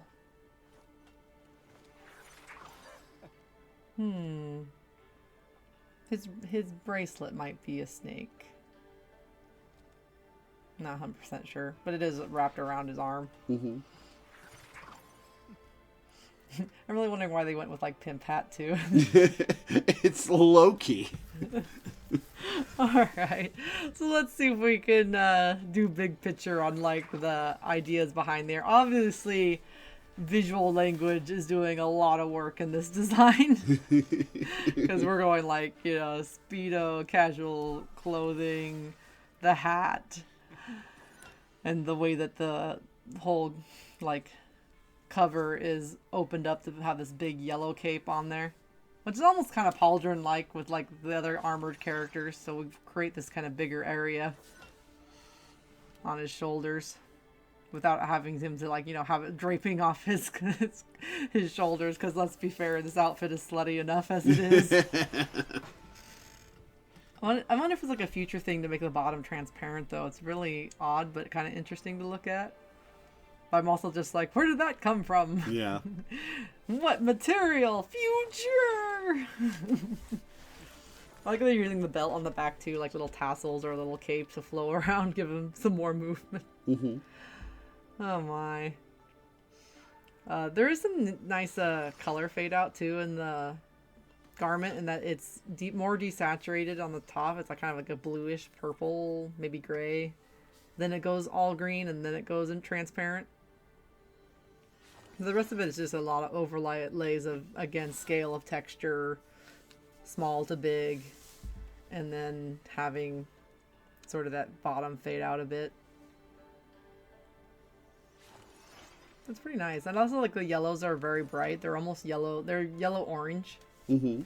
Which I think is, because of, like, the medallion on the back, I think shows this really well. And that's really yellow, so they make the back yellow-orange. So there's at least some difference between the two colors. And they use some value, so it's got light yellow on a darker yellow on a red yellow. So you get a little bit more range in one hue without having to change colors yet. And then they have, of course, they have darker snake trifecta in the middle. Let's have a look at the front for a bit. The hair is actually brown instead of black, though, which is interesting, because I would think they would normally go black. Oh, it is brownish black. Yeah, it's more like a really chocolatey brown. Which I think maybe in this case, because so much warmth is in this outfit, except for the greens, they probably just kind of tweak the hair more toward a warmer color. Just to feel a little more beachy and friendly. I mean, it's already so wavy and extra. At least that's my guess why it's more brown than raven colored.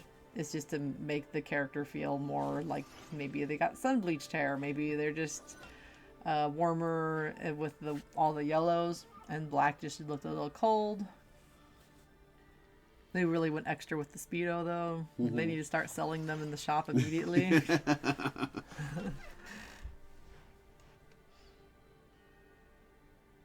I also find the crocodile kind of a fun thing, too, because a lot of his outfits do have, like, a big ruffle or a big something on his shoulders. Mm-hmm. And so I think they're trying to keep that volume in there, but he's at the beach, right? So instead they just, like, he's so decadent, he has this giant gold, like, collar instead. Just to show how rich he is. Is there a Thor outfit that goes with this? Yes. Okay. You're actually going to see it. It's in his MVP. Oh, okay. I forgot that a lot of paired outfits share MVPs. I'm trying to think if they do a lot of color change overall with that shade of green that they've picked kind of the core color here. I think the bottom of the hat might be a little darker than the top. I can't tell if the top is darker. It's really close. I think it's just more of a different texture treatment. I think the hat's more satiny, but about the same hue of green. If it is, it's not a huge difference to the rest of his outfit. The shoes on the bottom are a lot more desaturated for the green, but I think the gold is actually pretty close to some of the other ones. I think it is a little less bright though. Like the ones on the top are really, really yellow gold, and the other one is more like what a normal gold would probably be drawn as. Which works because, again, beachy, so he's probably would normally be in a brighter light anyway, so all the gold accents should probably be like bright, saturated yellow, because he'd be in like sunshine or some other environment similar to that. Mm-hmm. So you would want colors if you're doing this design, even without his background, to have the colors be bright like they're outdoors. The staff is just cute. Mm-hmm. It's just one of those things where, like, you're not going to see that in the big picture, but once you start paying attention, you're going to notice it. And the fact that they just put tiny little sunglasses on it is very funny. Yes. The shape of it's actually pretty nice, too, because it does almost come to that spear point again, but it's more shaped like a walking stick. Funnily enough, like, part of the stick with the wrappings is the part of the walking stick you'd probably normally hold on to while walking, and he has a hold of it much lower. But that could have been a thing, too, of, like, the stick can only be so long, goes from the illustrator to the 3D modeler. And sometimes it depends on who you talk to. Some artists will, like, know a lot of stuff, and they'll be like, hey, that doesn't make sense, and then, like, scoot stuff around. And other artists will just be like, yep, looks good. Never mind, that's not where you hold it. Mm-hmm. I keep thinking his bracelet might also be a watch with a cover, but that's just my mind. Because I'm just like, it still looks bulky. That would be a very silly watch. Wouldn't it? It's got a bunch of jewelry with itty bitty tiny accents on it. The one I can see looks like it might be teal. But it could also be a green, but I think it's supposed to be a teal. But those are so small, and they take up such little room in the whole design, it's not going to really catch someone's eye very much. Especially when teal and blue go together already. Does he have anything fancy on his other hand? Well, he has like a gator-shaped one. Mm-hmm. That's funny. I think the only thing to me in this design that doesn't quite stick together is the tattoo. Yeah, the tattoo is a little weird. Because it doesn't look like a tattoo. It looks like a sticker or like it's drawn on with marker. And part of that is the color. Like that light green is not anything that's already in his outfit. And the other part is that the colors in the tattoo don't really look like what most tattoos look like. Mm-hmm. In that the colors are too saturated. And like most tattoos, once they're healed especially, they tend to have not like a dull look, but like the colors tend to mesh more with your skin color a bit. So you see the ink under the skin. And so for that, I kind of would expect like maybe the green to be like either darker or like with more of the skin tone in it. And then some parts aren't colored, which is weird because like the teeth and the eyes, I guess, would be white, but they make white ink, which I think would probably make this tattoo look worse, honestly. But it's also kind of just interesting that they didn't go with like more yellow around the eye, because I just realized it's not his eyeball that's white, it's like the whole patch. And there's like arrows I don't know. There's some weird stuff about the tattoo, and I don't think it matches a lot of the design. Even stylistically, it doesn't look like tattoo art. It doesn't match his big medallion or other gator accessories at all. Mm-hmm. You know, I could totally see like a gnarly, like realistic gator, or you know, like the Florida gator kind of pose where their head's up and they're like all wrapped around, which might have worked a lot better in that space because obviously the tattoo is partially hidden. If it was just like the gator's head maybe on the hand and then the body on like the wrist, you probably would have seen a lot more of it before the tail would get hidden.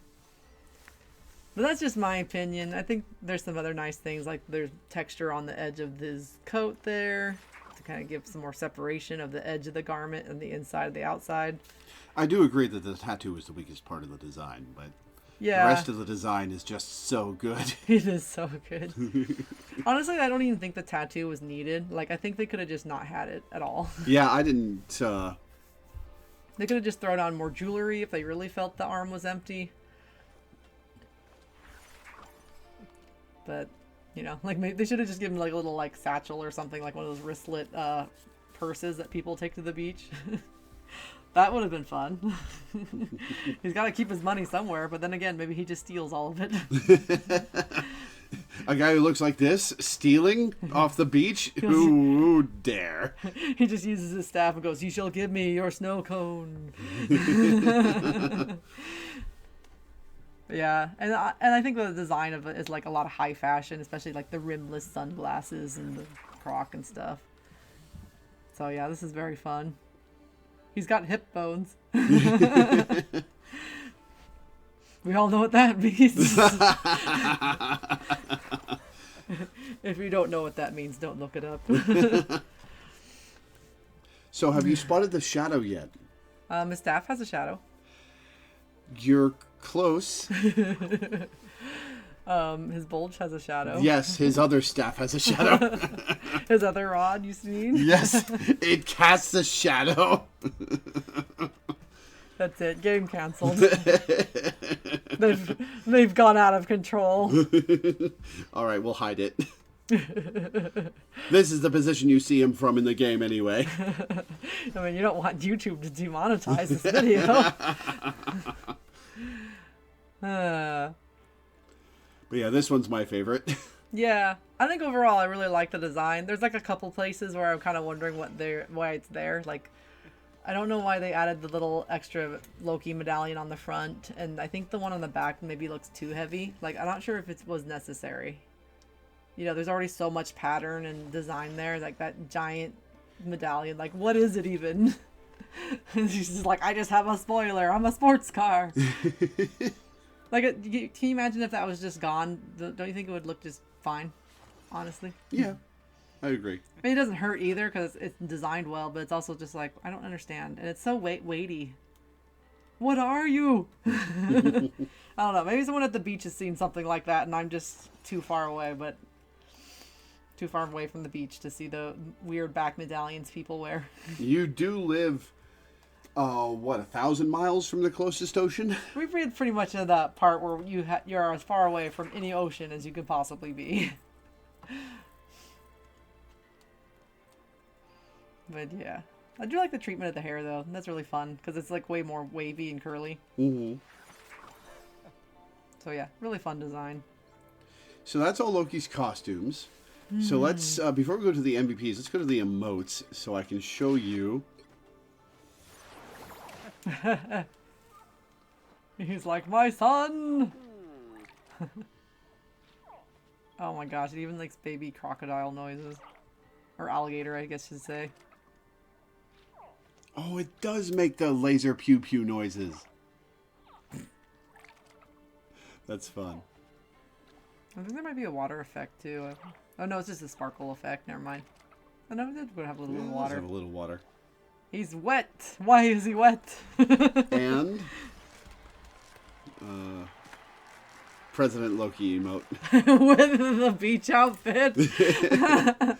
I can swap back to President Loki. Who said they were different people? That's just him on his days off. But yeah, all right. This is what costume do you want his MVP to be in? I like to see the default in the default MVP. Just, you know, see how things are. That's kind of fun. It's a little got gremlin energy, though, doesn't it? He's Well, just he like, is Loki. aha, don't tell nobody. I was here the whole time. All right. How about the All Butcher? I mean, his intro one was so good.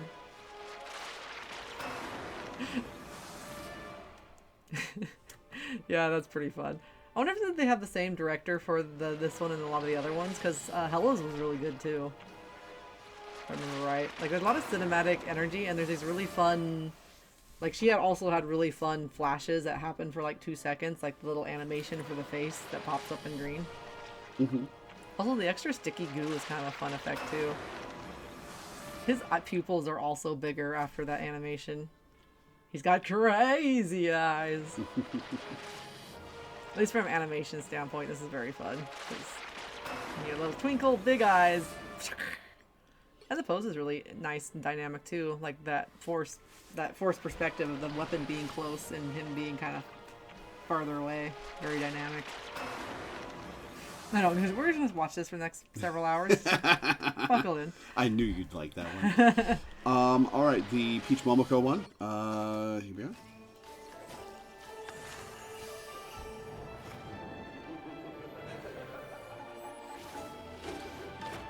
Huh.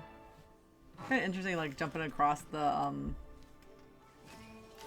forget what they're called right now, but Torii gates. yeah, the Torii gates. All I can remember what they letters started with, and I knew if I said it, I was gonna biff it. Because usually when you think Torii gates, you think of like a more friendly spirit, and he does really look pretty friendly here, like just a little trickstery. But a lot of trickster gods in Japanese mythology are not necessarily malevolent either, so it probably fits for his vibe.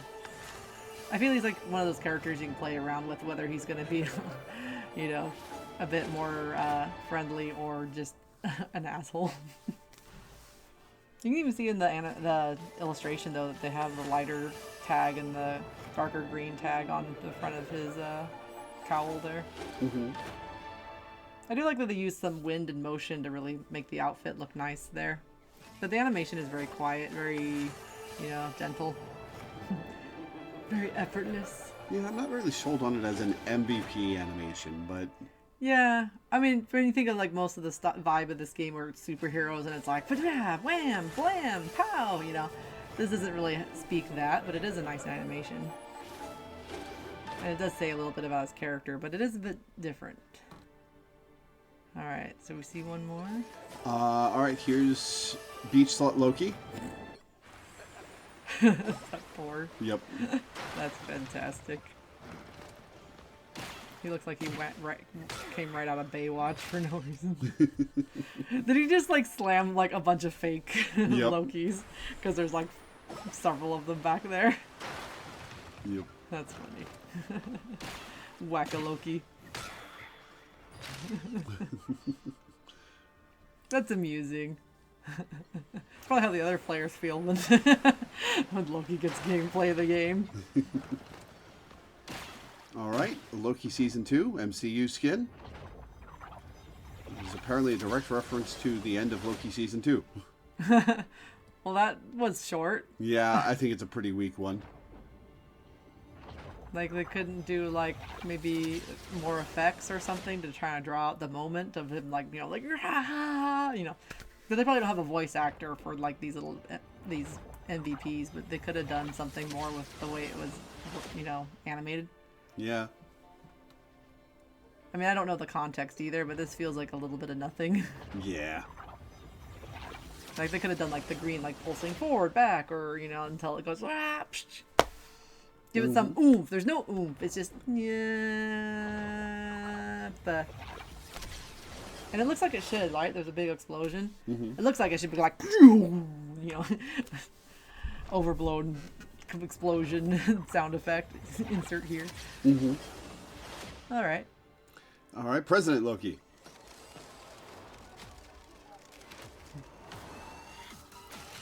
Oh, it glitched. Weird. Oh, should we watch it again then? Yeah.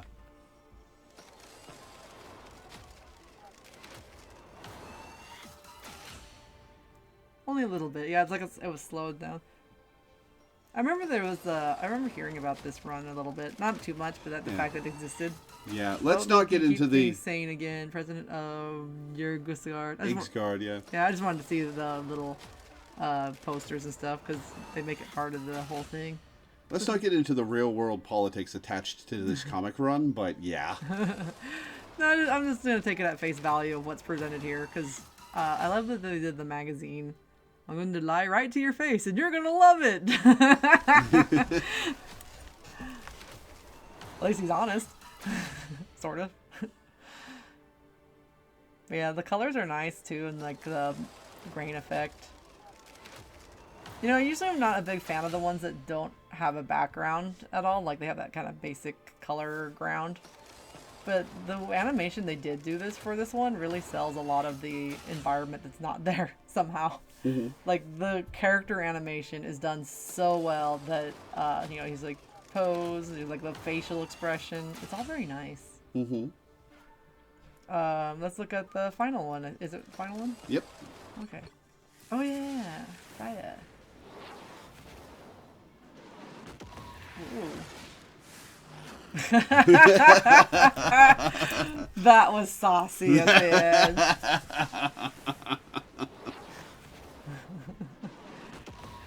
I am the very definition of a tumbler sexy man. That's nice that Phoenix was added in the background illustration too. I just noticed when it pops in. But this is very punchy even as the animation, even though it's very hot. But and so I was talking about the punchiness too. Like, this is what the other one should have had in it. You know, not necessarily all these twirls, but like the way the Phoenix comes out here.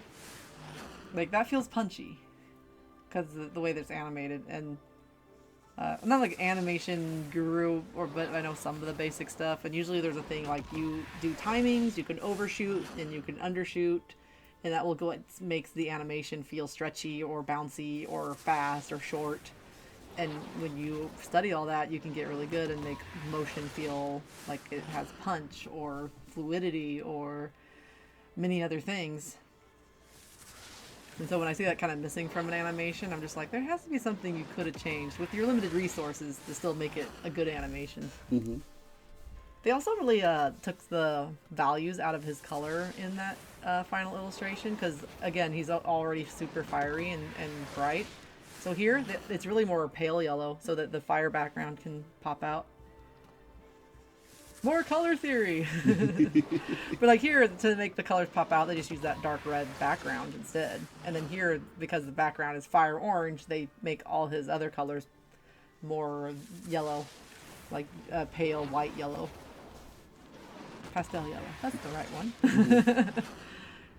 I think they apply it to some of the darker tones too, so they don't come out as dark, like the leg. And that's the thing too that I like to do, like use some atmosphere or like smog kind of effect, so that the dark values are all in his hair and his face, and even though his leg is still a dark gray, they blend it out a little bit so that it's not as dark as the head. I really like that costume though; it's fun. Yeah, definitely. All right, that's all 7 MVPs. Which of these do you like the best? All right. Well, as if I don't know. As if you don't know. Well, there's some hard choices to make in this one because there's some that I like for a lot of different reasons. Mm-hmm. Like the default is neat just because it's very different from what I've usually seen for him. I obviously really like the symbiote one.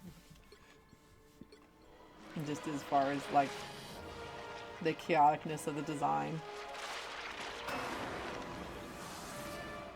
I kind of wonder how he fits in with a lot of the other characters, but it does feel like they just did take a Loki and just like, you know, made him more evil. This is based on a comics thing, actually. There's a what-if story about, I think it's Gore the God Butcher's symbiote sword that has some connection to Null, or it might just be the All Black. There was a what if story where Ego the Living Planet had the sword, and a lowly worm shows up and starts talking to Ego, and taunting him and whispering to him and driving him mad. And eventually, after like 150 years of doing that, Ego finally gives up and gets rid of the sword. And the worm picks it up, and it turns out it's Loki, who's spent a century and a half tormenting Ego to get the weapon away from him so that he can become Loki the All Butcher. I also just noticed that part of, at least in this animation, you can see it well. The belt that is on gold in the front of him, it actually tilts upward and becomes kind of like a spine accessory. Oh yeah, probably connected to his ribcage thing. Yeah, pretty cool. So yeah, we have this guy. Obviously, the horns are great, but we also have the beach outfit. We're doing the MVP, by the way. Costume outfit. Oh, you're not, okay. I didn't Yeah. realize you were doing MVP. I thought that we're doing costume.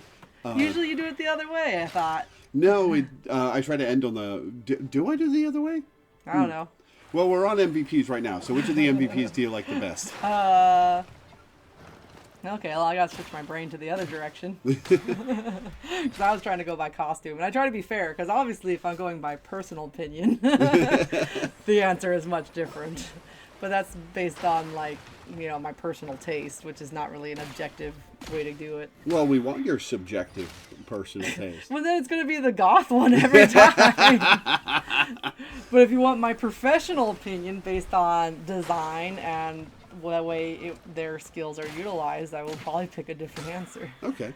But let me remember what we all got here. So, this one I think was one of the weaker ones for sure. In that it's not bad, but it's not good. No punch. It's not good for the purpose of this game. This one has a lot of character, which I really loved. I wish I had a background though. The sound is used well. This one's definitely the worst one, I think. Yeah. There's no punch into it. This is particularly fun because we get kind of action, but we also get character, and that they're really saucy. Mm-hmm. Very saucy. You get inside nipple too. This one might be just as slutty as the beach outfit. Maybe more. He is naked. It's hard to say if it's more or less so. He does not have his own bulge shadow physics though. So. Try to remember if I'm forgetting anybody. No, that's all of them, isn't it? I'm kind of between this one and the symbiote one. Because there's a lot of really nice framing in this one especially, and the extra animation there feels really dangerous and interesting. They're both really good though. It's really hard to pick one over the other. Yeah, I think I favor the Firebird one just because of the salute at the end. Yeah, because I'll say I'm gonna give my reasoning here. Like, this has some cool shots. The animation comes in really nice, and there's this great bit right here. But the Firebird one has like this most fluid animation from start to finish. Like, if we go look at this, like, there's effect. There's this really nice, like, weight and punchiness to the whole animation. They're both really good though. I think it's though that this one has more animation going on in it, whereas the other one uses framing to kind of save on animation, if that makes sense. Mm-hmm. I'm not saying like one had more effort in it than the other. I think one is just the way the person directed it. This person directed it in that I'm going to go 110% and we're going to animate the fuck out of it. Mm-hmm. The other one was more like what most animators would typically do in a situation, in that they know animation is expensive, so let's be a little conservative about this, but we're still going to make it cool as heck. Mm-hmm. But I will give a runner-up to the Beach Loki one, only because it's really fun to watch. Even though, like, it's not even fitting a fighting theme, it's just really funny. Also, his hammer's a frog. Yes, his hammer is a frog, which made me very excited when they debuted this costume. And, like... Heiko, Yes. it ribbits when you hit people. Oh no. I just realized too, like the way they did the tattoo and the illustration at the end, it looks a lot better than in the model. When you actually see it, you don't see a lot of it, but right here, see how it's like much more desaturated on the green. Yeah. But even this, like, this is like the fun parts of comic books where they let them be silly. That we kind of expect, you know, because you get to be like do these serious storylines, but you can also just be silly as heck.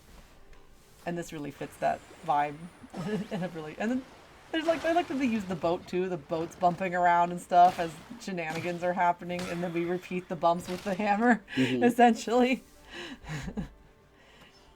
So it's very nice. But I will still go with Firebird overall, but this one I would give runner-up. It's a good one.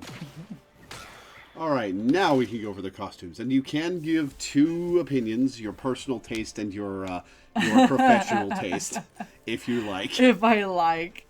Well, only because I'm coming in as an artist and giving like my opinion on the craft. I like to be objective, but honestly, I really like the symbiote one. I would probably design characters like this pretty often, honestly, because I love doing things with like gnarly fingers and scary faces and effects and the horns, you know, being... I love doing things where the shape of them is really pointy and exaggerated, you know, like everything on this is like creature. And that's one of my favorite things to draw. Thank you. But I think just going off of gut, I really like the Firebird one quite a lot. In that I really like the sense of using the elements as clothing and the way that everything meshed. And the really nice control between the gradation and the values from light to dark, and then reversing that for the back of the outfit on the wings. It's a good ass costume. Yeah, which probably isn't the first time I've gone for a costume that is mostly really close in its color family, because when you keep your colors close together, it's really hard to go wrong. Yeah, you really liked this one. I do really like that one too. I was thinking about that too, and when I was thinking about like the best costumes in the bunch right now. If only it had a better MVP. Right? This is like a womp for the MVP, even though like this is like it looks so nice. I can't imagine what people have actually seen the show think about it, because I'm sure that in the show that scene was probably really exciting, and the MVP is like not. Which sometimes when they get the opportunity to base something on something else, they sometimes like fumble the ball because they go, the nostalgia will take you through, right? You don't need to have something actually cool to look at, because you'll remember how cool it was the first time you saw it, and amplify that to this that looks like it. Which is not always true, and then, you know, and he makes kind of a wimpy MVP. Are we missing a guy at the bottom that we can't see? Oh, it's the recolor. I forgot about him. It's a nice recolor though. Yeah. I do really like the presidential one too. Yeah, Loki's got some good costumes. Yeah, like this is pretty fun, honestly, for a concept. Like she's just like, look at that smug face. He needs to get punched. But there's like the way the costumes put together is really nice, and I kind of like that mix of old and new as far as the way visual language works. Because there's just been a long history of the way fashion is used through presidential and candidates and so on, at least in the States. And I'm sure other places have something similar, but it feels like they were looking at that kind of design. But yeah, and then we had the Beach Loki and the symbiote one. Beach Loki's pretty good, but it's also very, very eye candy.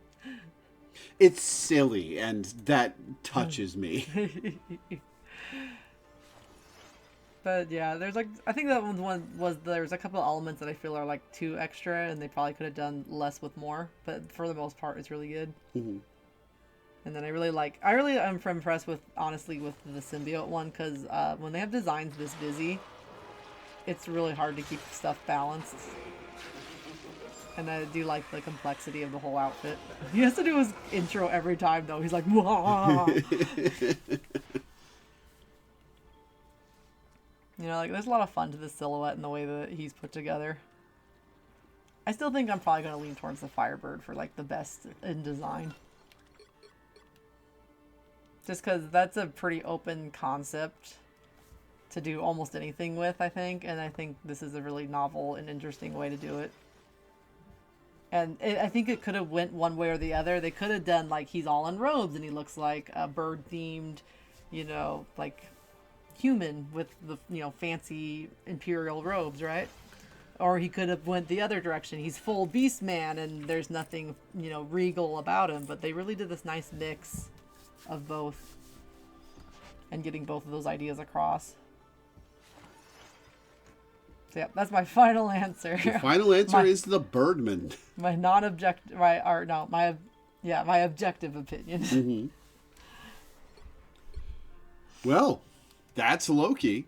I'm gonna equip this real quick, just now that I can finally equip it. Yeah, that's Loki. Up next, tomorrow morning maybe. No, Luna Snow, the industry plant. The industry plant? Yeah, Luna Snow was created for a Netmarble mobile game in like 2020 or something. And the person who personally designed her and created her is the head of Marvel Games design team involved with this game. And she's got, people are very annoyed with her because she's got a very long ultimate that makes everyone around her invincible, functionally invincible for an annoyingly long amount of time. Her abilities are really good. Her healing's really high. She barely ever gets nerfed. She warps the metagame around her. She's arguably the best character in the game, and people have been crying for her to be nerfed in any substantial way for the entire length of the game now. I'd say it sounds like. Yeah, and that's too bad. At the beginning, I was like, oh, maybe they were like really popular because I know mobile games are way more popular overseas than here. They're a little popular here, but not really big. But no, she's just a favorite of the people who make it in the game, huh? Yeah, we don't have any proof that that's why she hasn't gotten nerfed, but... Do you need proof at this point? The guy has hashtag Luna Snow in his Twitter bio and a banner of Luna and a pinned post of Luna art. like follow the breadcrumbs. Where else could it possibly lead? She does have some cool costumes, though, which I look forward to showing you. Yeah. But for now, that's going to be it for Loki. Thanks for sticking with us for over 2 hours of video. I'm sorry. No, don't you dare apologize. That was awesome. I have lots to say on art. And that's why we're here. But yeah, that's it for Loki. We will see you guys next time. Bye-bye. Bye.